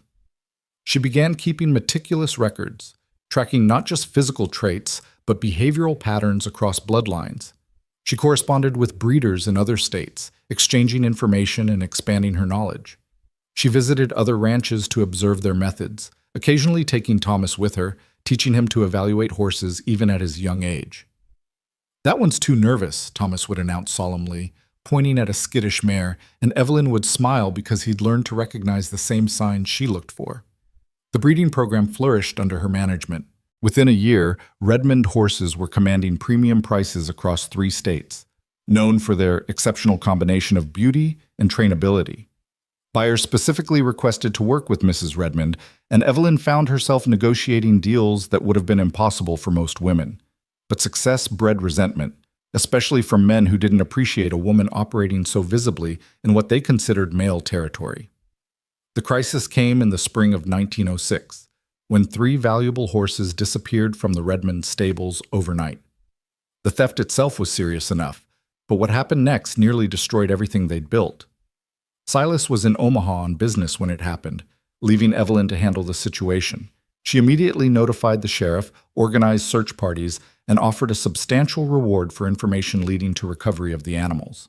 The horses were found 3 days later at a ranch 40 miles south, and the owner, a man named Jack Dalton who'd competed unsuccessfully with Redmond stock at various shows, claimed he'd purchased them legitimately. I have a bill of sale, Dalton insisted, producing a document with what appeared to be Silas's signature. Paid $500 for the 3 of them, fair and square. The sheriff examined the bill of sale dubiously. This looks like Mr. Redmond's signature, but it's forged, Evelyn said flatly. She'd brought the ranch's financial records with her. We have no record of this transaction, no corresponding payment, and more importantly, those horses aren't for sale. They're breeding stock. Maybe your husband made a private deal and didn't tell you about it, Dalton suggested with a smirk. Maybe he doesn't share all his business with his wife. My husband shares everything with me, Evelyn replied coldly. We're partners. And even if he had decided to sell breeding stock, which he wouldn't do without consulting me, he'd never accept such a ridiculously low price. Those 3 horses are worth at least $2,000 combined. That's quite a claim, Mrs. Redmond. Got proof of their value? Evelyn produced another set of documents, breeding records, lineage information, sales comparisons. She'd come prepared, and Dalton's smirk began to fade as she systematically demolished his story. But the sheriff looked uncertain, clearly uncomfortable with the situation. This is a serious accusation, he said carefully. Horse theft's a hanging offense in some places. You're saying Mr. Dalton here is a thief based on your word against his bill of sale? I'm saying someone forged my husband's signature and sold stolen property to Mr. Dalton, Evelyn corrected. Whether Mr. Dalton was complicit in the theft or merely a buyer of stolen goods, I can't say. But those horses are ours, and we want them back. The matter went to court, which should have been straightforward, but Dalton's lawyer was clever, and he made the case about Evelyn rather than the stolen horses. Gentlemen of the jury, he said smoothly during his opening statement, we have here a woman who claims to manage a breeding operation, a woman who presumed to conduct business negotiations, handle financial records, and make decisions about valuable property. But is Mrs. Redmond actually competent to make such claims? Or is she a woman who's overstepped her bounds, perhaps made mistakes she's now trying to cover by accusing an innocent man of theft? Evelyn sat in the courtroom beside their lawyer, Marcus Webb, and felt rage building in her chest. This wasn't about the horses anymore. This was about whether a woman could be trusted to know her own business. They're putting you on trial instead of Dalton, Marcus muttered, trying to make this about your credibility rather than the facts. Then we'll have to make it about the facts, Evelyn replied. I want to testify. Mrs. Redmond, I'm not sure that's wise. I'm sure. Her voice was steel. Those are my horses, my breeding program, my reputation. I'm not letting some thief and his lawyer diminish what I've built because I'm a woman. When Evelyn took the stand the next day, Dalton's lawyer approached with barely concealed condescension. Mrs. Redmond, you claim to manage a horse breeding operation. Can you explain to the jury what qualifies you for such a role? 14 years of experience with livestock, Evelyn replied calmly. 4 years managing my first husband's farm, 10 years working with breeding programs, including the last 4 developing the Redmond program. I can assess conformation, evaluate bloodlines, predict breeding outcomes, and train difficult animals. I've studied agricultural science journals, corresponded with breeders across the country, and personally overseen the birth and training of over 60 foals. That's quite impressive. For a woman, the lawyer's smile was patronizing. But surely your husband makes the actual decisions? You're more of an assistant? My husband and I are partners. We make decisions together. But the breeding program is under my direct management, as documented by the deed Mr. Redmond executed giving me ownership of that aspect of the operation. A murmur ran through the courtroom. The lawyer's expression soured. A deed, you say? How convenient. Can you produce this supposed deed? I can, and did. It was filed with the county recorder's office 18 months ago. It's a matter of public record. The lawyer shifted tactics. Mrs. Redmond, isn't it true that you yourself were purchased at an auction in Council Bluffs? That you came to this marriage with nothing, no credentials, no reputation? Objection! Marcus was on his feet. Relevance. I'm establishing the witness's background and credibility, Your Honor. The judge frowned but allowed it. Evelyn took a breath, feeling every eye in the courtroom on her. Here it was. The moment her past would either vindicate or damn her. Yes, she said clearly. I was at a matrimonial agency's event in Council Bluffs. I was widowed, destitute, and seeking a practical arrangement that would ensure my survival. Mr. Redmond offered such an arrangement. We married, and I've spent the last 4 years proving that my circumstances don't define my capabilities. So you married for money. I married for survival. There's a difference.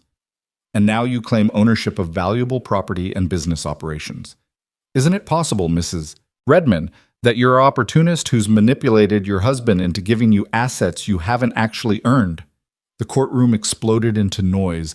The judge banged his gavel. Marcus was shouting objections, But Evelyn just sat there, her hands folded calmly in her lap, and when the noise died down, she spoke into the silence. Mr. Dalton's lawyer wants you to believe I'm a fraud because I started with nothing. But starting with nothing doesn't make me incompetent, it makes me resourceful. He wants you to believe I've manipulated my husband, but the deed was my husband's idea, not mine. He recognized my contributions and made them official. That's not manipulation, that's partnership. She looked directly at the jury, meeting each man's eyes in turn. Those 3 horses were stolen from my stables. I can prove their lineage, their value, and the forgery on that bill of sale. But this case isn't really about horses, is it? It's about whether you gentlemen believe a woman can be competent at business. Whether a woman who started with nothing can build something worth stealing. Whether my word has value simply because I've earned the right to give it. Your Honor, the lawyer began. I'm not finished, Evelyn said firmly. Mr. Dalton wants to keep horses that don't belong to him. His lawyer wants to make this about my gender and my past rather than about theft and forgery. But the facts are simple. Those horses are mine. The bill of sale is forged, and no amount of questioning my background changes those fundamental truths. She sat back, her heart hammering, and waited. The trial continued for another day, with Marcus presenting evidence of the forgery, testimony from ranch hands who'd seen the horses stolen, and expert assessment of the animal's value.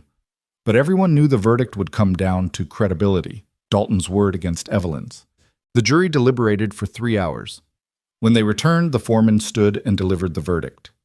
We find in favor of Mrs. Redmond. The horses are to be returned to the Redmond Ranch immediately, and Mr. Dalton is ordered to pay restitution for damages. Evelyn felt her knees go weak with relief. Marcus gripped her arm supportively as the courtroom buzzed with reaction. Some people looked satisfied, others disappointed, but everyone was talking about the woman who'd stood up in court and defended her own business. Silas, who'd returned from Omaha halfway through the trial and sat silently in the back of the courtroom, met her outside. He didn't say anything, just pulled her into his arms and held her while she shook with delayed reaction. You were magnificent, he said finally. Terrifying and magnificent. I was so afraid they wouldn't believe me. They'd have been fools not to. Silas pulled back to look at her face. You made them see what I've known for years, that you're formidable, Evelyn Redmond, that you've earned everything you have, and anyone who doubts that is an idiot. Some people will always doubt, Evelyn said tiredly, because I'm a woman who doesn't stay in her place. Good. Stay out of your place. Keep making people uncomfortable. Keep proving them wrong. Silas's voice was fierce. And know that I'll be right beside you, every step of the way. The victory established something important, not just the return of stolen horses, but public acknowledgement of Evelyn's competence. Newspapers covered the trial, and while some editorials condemned her for unwomanly behavior, others praised her business acumen. Orders for Redmond horses increased as buyers realized the program was managed by someone who clearly knew what she was doing, gender be damned. But the stress of the trial, combined with still recovering health, took its toll. Evelyn collapsed 3 weeks later while working in the stables, and Silas found her unconscious in an empty stall.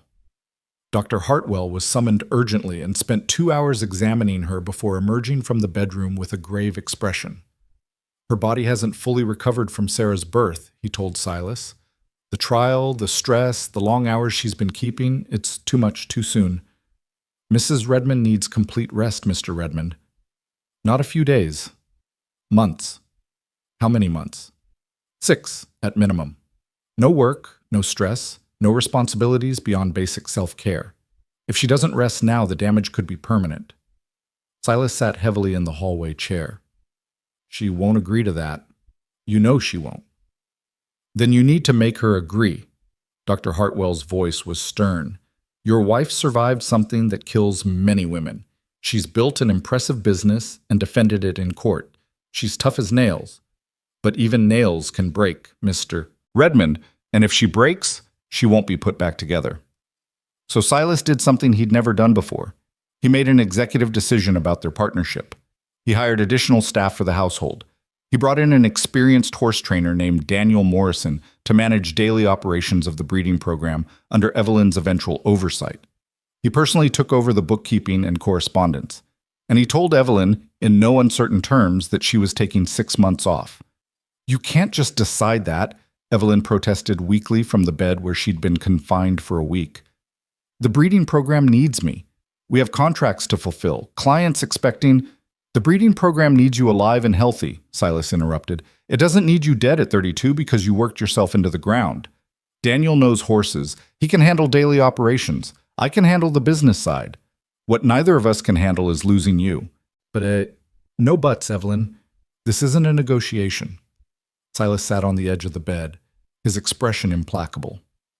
You've spent 4 years building this partnership, proving yourself, fighting for respect. Now let me fight for you. Let me protect what we have by making sure you're around to enjoy it. You're being high-handed. Yes, I am. Because you're too stubborn to protect yourself, so someone has to do it for you. His hand found hers. I nearly lost you when Sarah was born. I'm not risking that again. Not for horses, not for business, not for anything. You matter more than all of it combined. Evelyn's eyes filled with tears. I'm not good at resting, Silas. I don't know how to just exist without purpose. Then we'll find you quiet purposes. Read those books you've been meaning to get to. Spend time with Thomas and Sarah. Teach me how to manage the breeding correspondence so I don't embarrass us both. But you're resting, Evelyn. That's final. So she rested, and it nearly drove her mad. The first month was the worst. She lay in bed or sat in the chair by the window, watching the ranch operations continue without her, feeling useless and unnecessary. Thomas would visit, bringing her flowers and chattering about horses. Sarah was learning to walk, tottering around the room with Mrs. Chen hovering nervously. And Silas would come home each evening with reports on the day's activities, trying to include her without letting her actually work. Daniel thinks the bay mare is ready to breed, he'd say. I thought maybe to the northern stallion. That's what your notes suggested. Not the northern stallion. His temperament's too volatile. The eastern one would be better, calmer disposition, which will balance her nervous energy. Eastern stallion, got it. Silas would make notes dutifully. Anything else? The correspondence from the Wyoming buyer. Did you tell him we won't ship until the foals are fully weaned? I did. He wasn't happy, but he accepted it. Good. And the training schedule for the yearlings? Evelyn. Silas set down his notes and looked at her seriously. You're supposed to be resting, not managing operations from bed. I'm giving advice, not managing. There's a difference. A subtle one. But he was smiling slightly. All right. A little advice. But if Dr. Hartwell asks, I'm telling him you spent the whole day reading novels and doing embroidery. I don't embroider. Then you'd better learn because that's my story and I'm sticking to it. By the 3rd month, Evelyn had adjusted to a slower pace. She spent mornings with the children, teaching Thomas his letters and watching Sarah's personality emerge. Afternoons she read, agricultural journals, yes, but also novels she'd never had time for, poetry that surprised her with its beauty. Evenings belonged to Silas, the two of them talking about everything and nothing, rediscovering the partnership that had been built on practicality but sustained by genuine affection. It was during one of these quiet evenings that Silas brought up something he'd been considering. I've been thinking about succession, he said carefully. Thomas is only 4, Sarah's 2, but eventually they'll need to understand what we're building here. You want to start training Thomas already? Evelyn looked up from her book. Not training exactly, just including. Letting him see how the ranch works, how decisions are made. You've been doing it naturally with the horses. I want to do the same with the cattle operations. He's very young, Silas. I was working my father's farm at 5, Silas replied.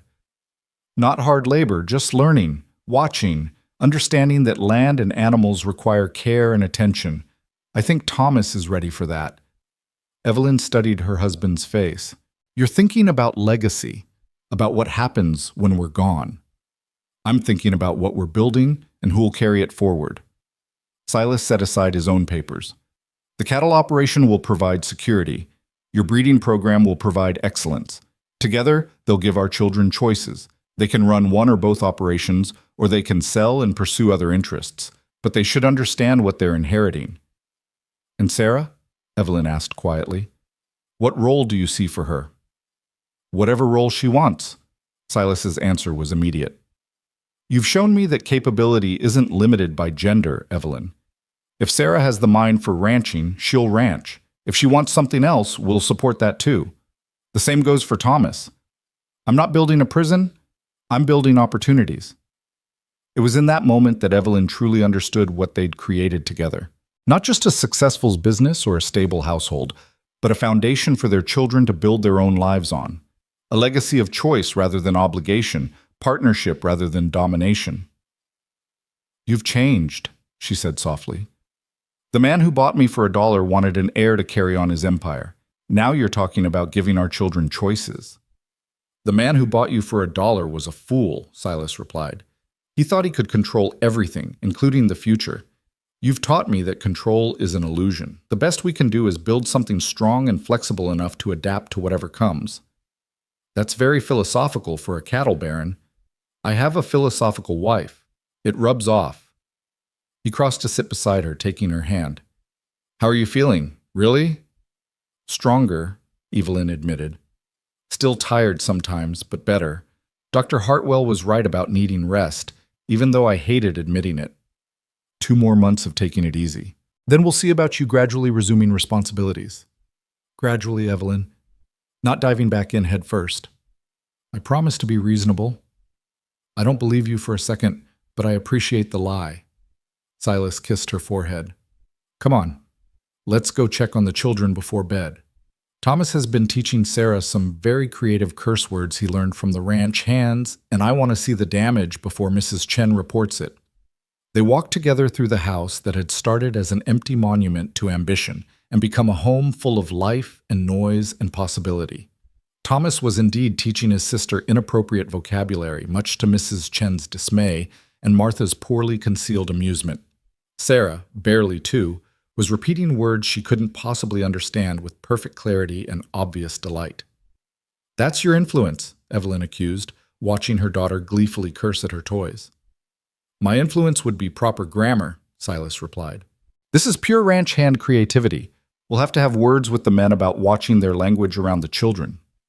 Good luck with that. You curse more than any of them. I've gotten better since you arrived. You've gotten sneakier about it. There's a difference. They put the children to bed together, Silas reading a story while Evelyn settled them under blankets. It was domestic and ordinary and absolutely perfect. The kind of moment Silas had never imagined wanting when he'd stood in that Council Bluffs warehouse 4 years ago. Later, lying in their bed with moonlight streaming through the windows, Evelyn said quietly, Thank you for forcing me to rest. I didn't want to admit I needed it, but I did. You're welcome, though calling it forcing seems harsh. What would you call it?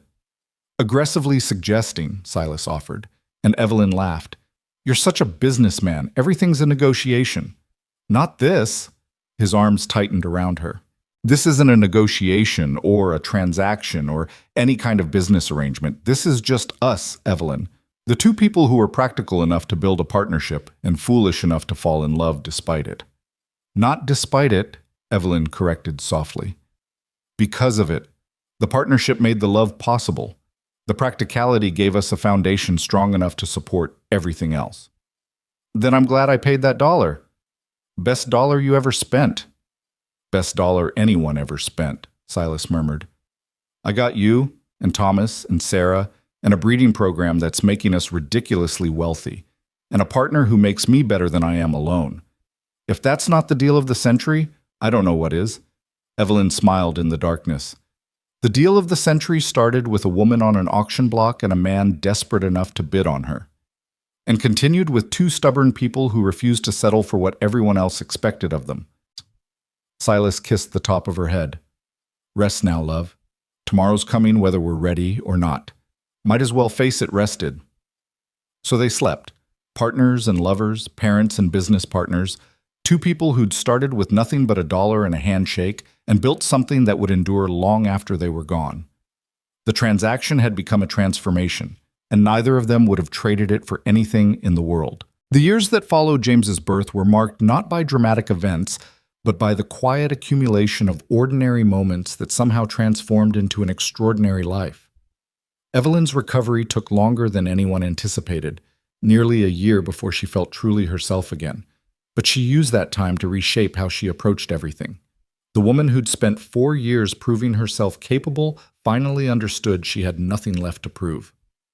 "You're different," Susan Whitmore observed one afternoon in 1908, visiting for tea while their children played in the garden. Thomas was 7 now, Sarah 5, and James toddling after his older siblings with determined concentration. "Calmer somehow."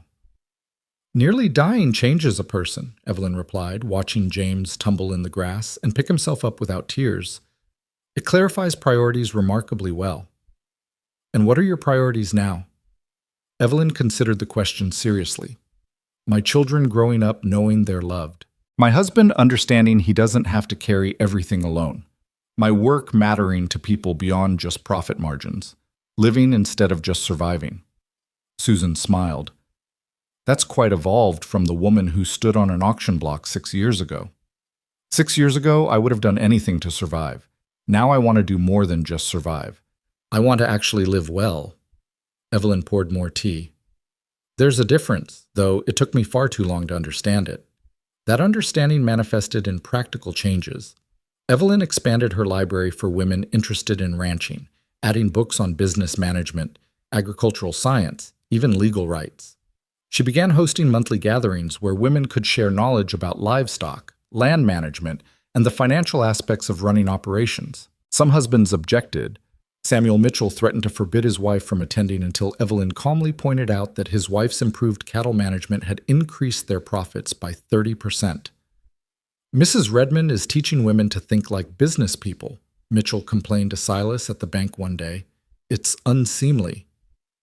"Mrs. Redmond is teaching women to run profitable operations," Silas corrected. "If you find that unseemly, I suggest the problem lies with your perspective rather than her instruction." The breeding program continued to thrive, but Evelyn took a different approach now. She began training younger women in her methods, creating a system that didn't depend solely on her presence. One of her most promising students was Rachel Morrison, the banker's daughter, who had a remarkable eye for bloodlines and a fierce determination to prove herself in a male-dominated field. "Why are you teaching me this?" Rachel asked one afternoon as they evaluated a new mare. "I'm your competition." "Competition implies scarcity," Evelyn replied. "There's plenty of demand for quality horses. What there isn't plenty of is women who know how to breed them properly. I'd rather create colleagues than hoard knowledge." "But you built this program from nothing. Why share the methods that made you successful?" Evelyn looked at the young woman, 19 years old, brilliant, hungry for knowledge that no one else would give her, and saw herself 6 years ago. "Because someone has to break the pattern," she said quietly. "Someone has to decide that women helping women matters more than individual glory. I'm choosing to be that someone." Rachel went on to establish her own breeding program 3 years later, and rather than competing with Redmond operations, the two businesses referred clients to each other and collaborated on developing new bloodlines. It became a model that other women ranchers began to adopt, creating a network of female expertise that gradually transformed the industry. But it was with her own children that Evelyn's evolution showed most clearly. She'd survived to raise them, and she was determined to raise them well, not as extensions of their parents' ambitions, but as individuals with their own strengths and choices. Thomas absorbed everything about ranching like a sponge soaking up water. By age 10, he could evaluate cattle with an expert's eye, negotiate prices with adult buyers, and run calculations in his head that most men needed paper for. But he had his mother's practicality tempering his father's intensity, asking questions like, "But is it sustainable? And what happens to the land in 20 years?" That showed he was thinking beyond immediate profit. "He's going to be formidable," Silas said one evening, watching Thomas work through a complex breeding projection. "Probably better at this than I ever was." "He has the advantage of being raised by parents who work together rather than against each other," Evelyn replied. "That changes everything." Sarah proved to be a different creature entirely. She had no interest in cattle or horses, but she devoured books the way Thomas devoured ranching knowledge. By age 8, she was reading at a level that shocked her tutors and asking questions about history and science that most adults couldn't answer. "I want to go to university," Sarah announced at age 11, as if this were a perfectly reasonable goal for a girl. I want to study medicine and become a doctor. The silence around the dinner table was absolute. Thomas looked shocked. James, only 6, didn't understand why this was extraordinary, and Silas and Evelyn exchanged a long look that communicated volumes. That will be difficult, Silas said finally. Most medical schools don't accept women. Some do, Sarah countered. I researched it. There's one in Philadelphia and another in Boston. Both accept qualified female applicants. Sarah, Evelyn said gently, even if you got in, you'd face enormous prejudice. Female doctors aren't taken seriously. You'd spend your whole career fighting for respect. Like you did? Sarah's eyes were bright with challenge. You built a breeding program when everyone said women couldn't. You defended it in court when they tried to steal from you. You taught other women when men said you shouldn't. How is me becoming a doctor different? Evelyn looked at her daughter, fierce, brilliant, unbending, and felt her throat tighten. It's not different, she admitted. It's exactly the same.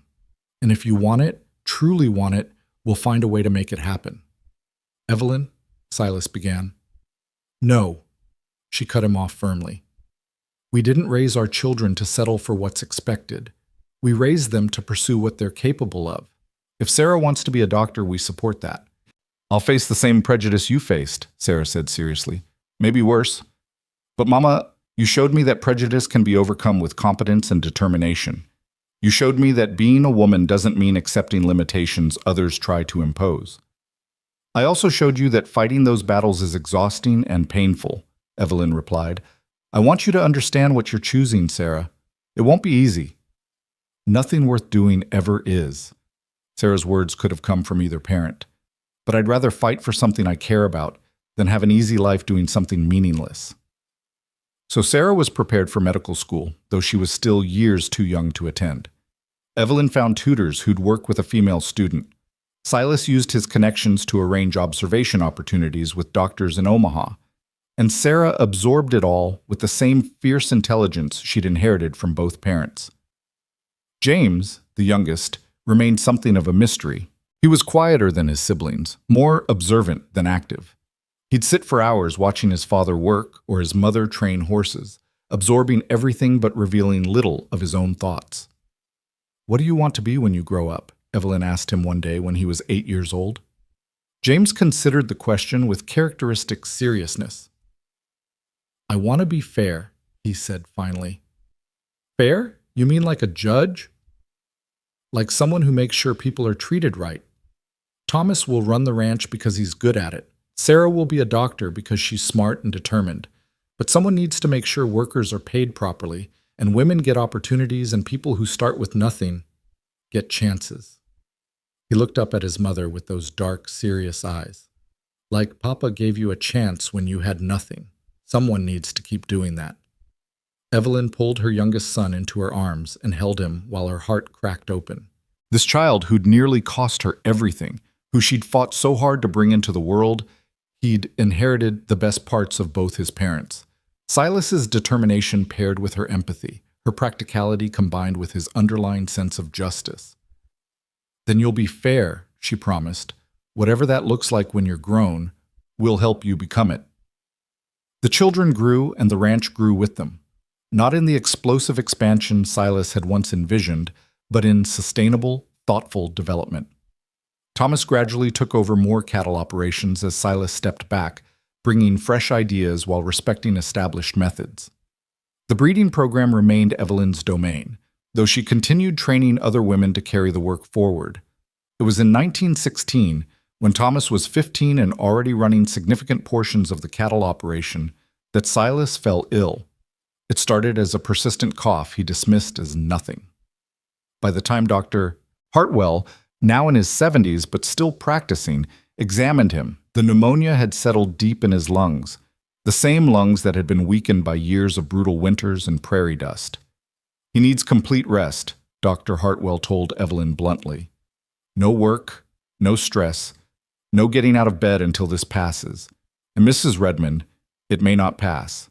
At his age, with his history, pneumonia like this can be fatal. Evelyn, now 42 years old and stronger than she'd been in years, simply nodded and began organizing the household for crisis. Thomas was pulled from his duties to sit with his father. Sarah, now 14 and already formidable, took over managing communications with business associates. James, at 11, kept his younger siblings occupied and the household running smoothly. And Evelyn sat beside Silas's bed, holding his hand through fever and delirium, and refused to consider the possibility of losing him. "You can't leave me," she told him during one of his brief lucid moments. "We had an agreement, remember? Partnership means we face things together." "Already faced more together than I expected," Silas rasped, his breathing labored. "Built something good, didn't we? We built something extraordinary, and you don't get to abandon it now." Evelyn's voice was fierce. "You made me promise to survive childbirth for our children's sake. Now I'm making you promise to survive this for the same reason. Thomas needs to learn more from you. Sarah needs your support for medical school. James needs to see that fairness and strength can coexist, and I need my partner. Best dollar I ever spent." Silas's attempt at a smile turned into a coughing fit that left him gasping. "Best dollar either of us ever spent," Evelyn corrected when he could breathe again. "Now stop talking and conserve your strength. You're going to get through this because I'm not accepting any other outcome." For 3 weeks, Silas hovered between recovery and death. The fever would break, then return. His breathing would ease, then worsen. Dr. Hartwell visited daily, trying every treatment available, but ultimately it was Silas's own stubborn determination and Evelyn's refusal to let him surrender that pulled him through. "You're lucky to be alive," Dr. Hartwell said when Silas finally turned the corner toward recovery. "Another few days of that fever, and we'd have lost you." "Couldn't die," Silas replied, his voice still weak but steady. "My wife wouldn't allow it." The illness changed him, though. He was 64 years old, and the pneumonia had taken something essential from his strength. He recovered enough to walk and talk and participate in ranch decisions, but the endless 16-hour days were done. The driving ambition that had built an empire was tempered by the reality of mortality. "Thomas needs to take over more," he admitted to Evelyn one evening, several months into his recovery. "I can't run this operation the way I used to." "Then don't," Evelyn replied practically. "Run it differently. Be the advisor instead of the operator. Teach instead of doing. You have decades of knowledge, Silas. Use it to prepare our son instead of killing yourself trying to do everything alone." So Silas became a mentor rather than an operator, teaching Thomas not just the mechanics of ranching but the philosophy behind their methods. The importance of treating workers fairly, the value of sustainable practices over short-term profit, the necessity of adapting to change rather than resisting it. "Your grandfather built this ranch through sheer force of will," Silas told Thomas one afternoon as they surveyed the northern pastures together. "I expanded it through determination and your mother's partnership. You'll take it further through intelligence and innovation. Each generation builds on what came before while adapting to what's needed now." "What if I make mistakes?" Thomas asked. He was 17 now, tall and serious, carrying the weight of future responsibility on his young shoulders. "You will make mistakes. Everyone does. The question is whether you learn from them." Silas looked at his oldest son, the heir he desperately wanted, who'd become so much more than just an heir.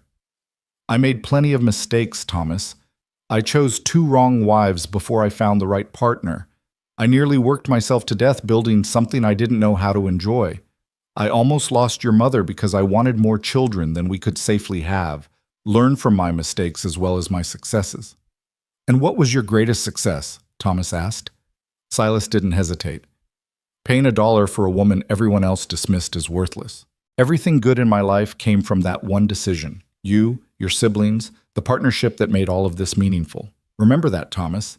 The best investments aren't always the ones that look promising. Sometimes they're the ones nobody else values."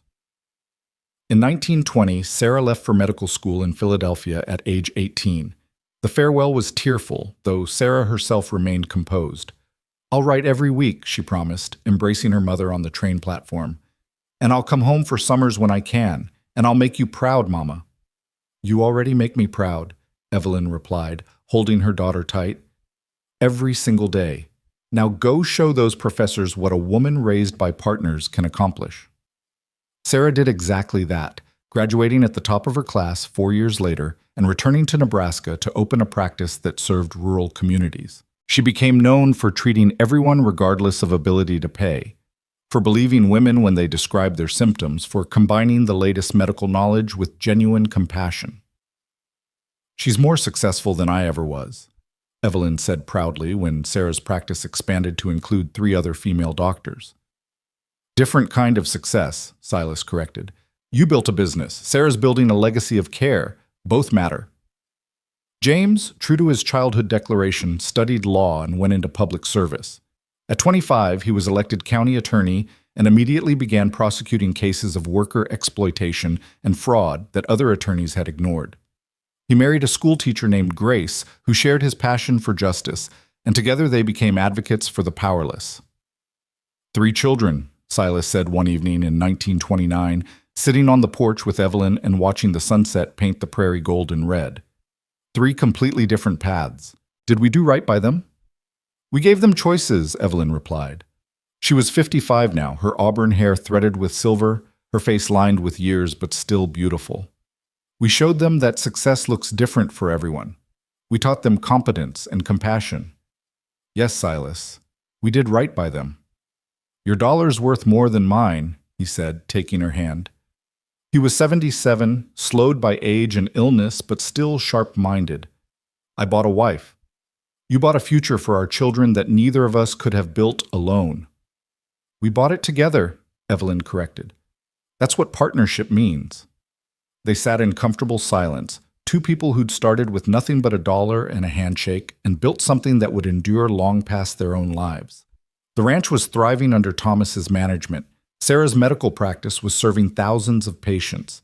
James's legal work was changing laws. And beyond their own children, they'd influenced dozens of other lives. The women Evelyn had trained, the workers Silas had treated fairly, the community they'd both served. "Do you ever regret it?" Silas asked quietly. "The auction, the practical arrangement, starting with so little?" Evelyn turned to look at him. This man who'd shocked a warehouse by bidding $1, who'd given her partnership when she expected only survival, who'd loved her through pregnancy and prejudice and near death. This man who'd been cold and driven and alone, who'd somehow learned to be warm and collaborative and part of something larger than himself. "Never," she said firmly. "Not once." "You?" "Never," Silas echoed.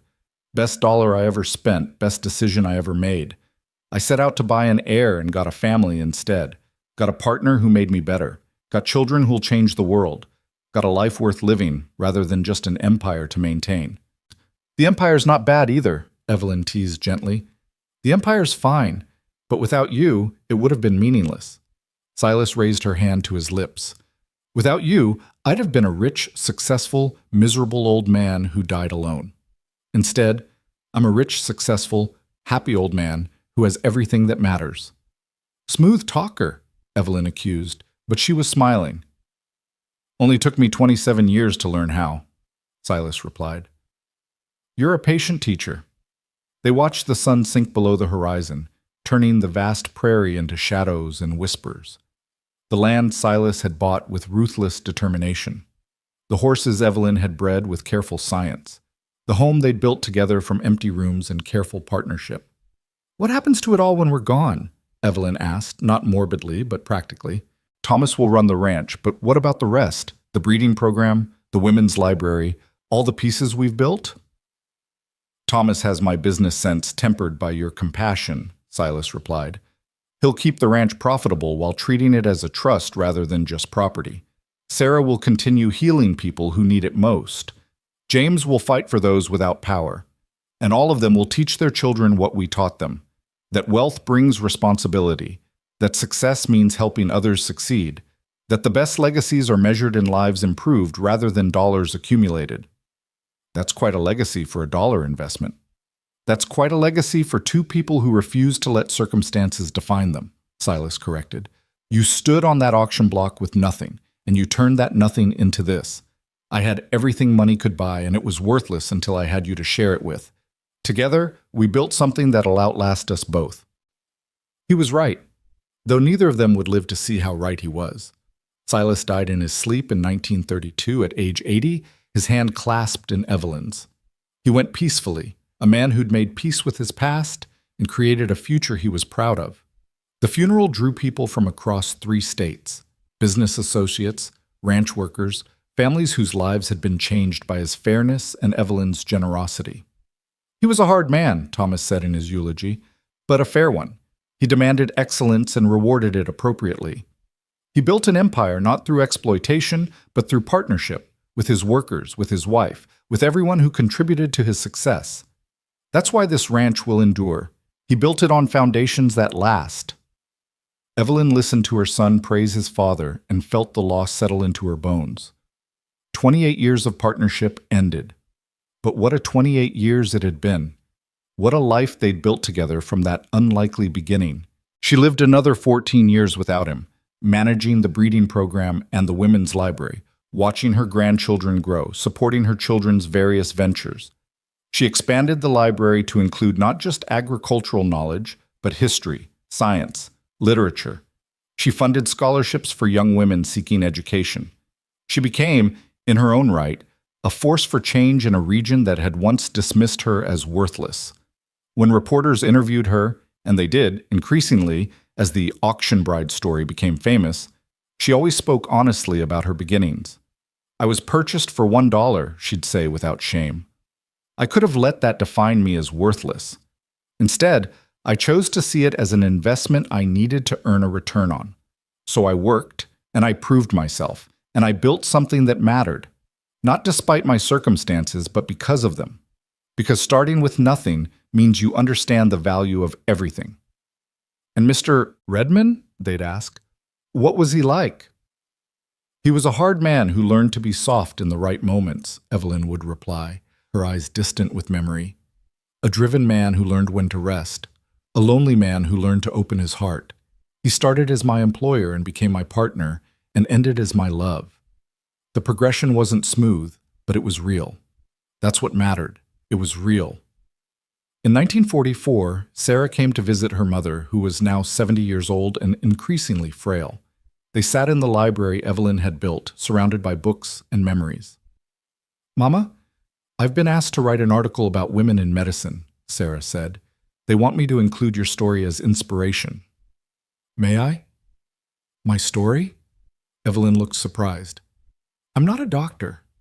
"No, but you're a woman who built a successful business when that was considered impossible, who defended her work in court, who trained other women to follow in her footsteps, who showed daughters like me that we didn't have to accept limitations others tried to impose. That's worth writing about." Evelyn considered this. "Will you tell the truth? All of it? The auction, the practical arrangement, the fact that your father and I married for survival rather than love?" "I'll tell the truth," Sarah promised, "including the fact that you turned survival into something extraordinary, that practical arrangements can become love stories, that starting with $1 doesn't determine your ending." "Then yes," Evelyn agreed. "Tell the story.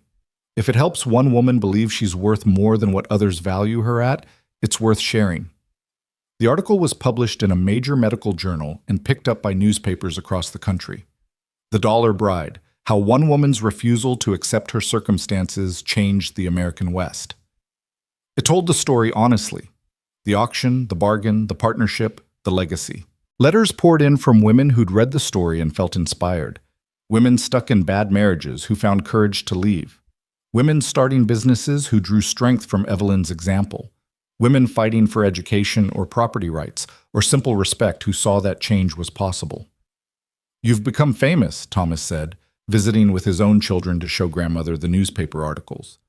"I've become useful," Evelyn corrected. "There's a difference. Fame is about attention. Usefulness is about impact. I'd rather be useful." "You're both," her grandson said. He was 16, already working the ranch, already showing the Redmond combination of intelligence and integrity. "You're famous because you were useful first. That's the legacy you and Grandpa built." Evelyn Redmond died peacefully in her sleep on a warm September night in 1946, at age 72.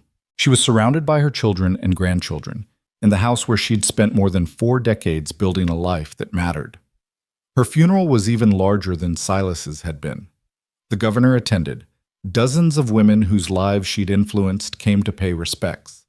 Her children spoke of her strength, her wisdom, her refusal to be diminished by circumstance. But it was James, the youngest, who captured her essence best. My mother was purchased for $1 at a time when women were valued less than livestock, he said, his voice carrying across the crowded church. She could have accepted that valuation. She could have lived quietly, grateful for survival, never pushing for more. Instead, she built a breeding program that changed the industry. She trained women who went on to build their own successes. She raised children who believed in justice and compassion. She turned $1 into a legacy that will echo for generations. He paused, looking at the simple casket where his mother lay. The world told her she was worthless. One man disagreed and paid $1 to prove it. Together, they built something extraordinary. Not just a successful business, but a model for partnership, for treating people with dignity, for refusing to accept that circumstances define destiny. That's her legacy. That's what we carry forward. The ranch continued under Thomas's management, then his children's, growing more successful with each generation. Sarah's medical practice expanded into a network of rural clinics serving thousands. James's legal work led to landmark cases protecting workers' rights and women's property ownership. And the women's library Evelyn founded became a center for female education and empowerment, training generations of women in business, agriculture, and professional skills. It was renamed the Evelyn Redmond Center for Women's Advancement in 1950, and by the end of the century, it had served over 10,000 women. The story of the Dollar Bride became legend, told and retold with increasing embellishment, but the essential truth remained unchanged. Two practical people made a practical arrangement and transformed it into something extraordinary through partnership, perseverance, and the refusal to let others define their worth. In 2002, on the 100th anniversary of that auction in Council Bluffs, the Redmond family gathered to commemorate their founding. They stood in the library that bore Evelyn's name, surrounded by portraits of the woman who'd started with nothing and built everything.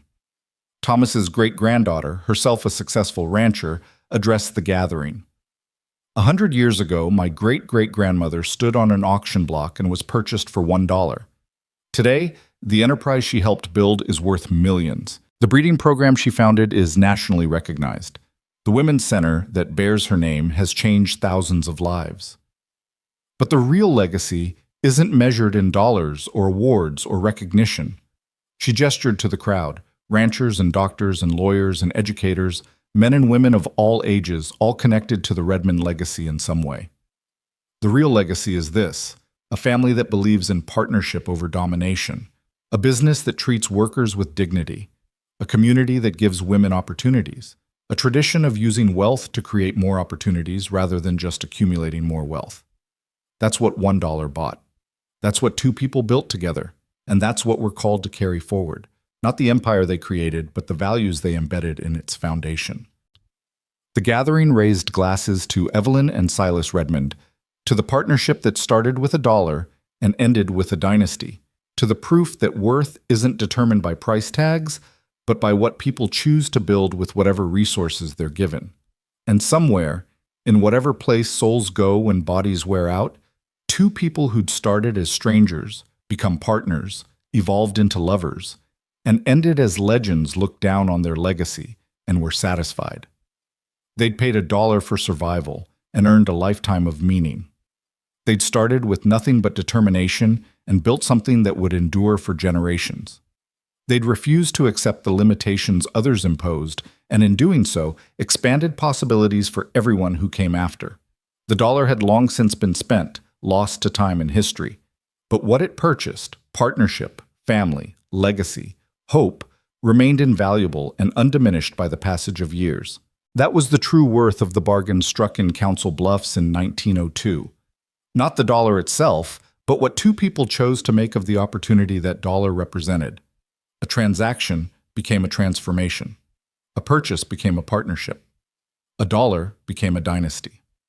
And it all started with a woman on an auction block who refused to believe she was worthless, and a man desperate enough to believe she might be priceless. Together, They proved that the best investments aren't measured in dollars, but in the lives changed, the opportunities created, and the love built from the most unlikely foundations. That was the legacy of the dollar bride. Not the price paid, but the value created. And it was priceless.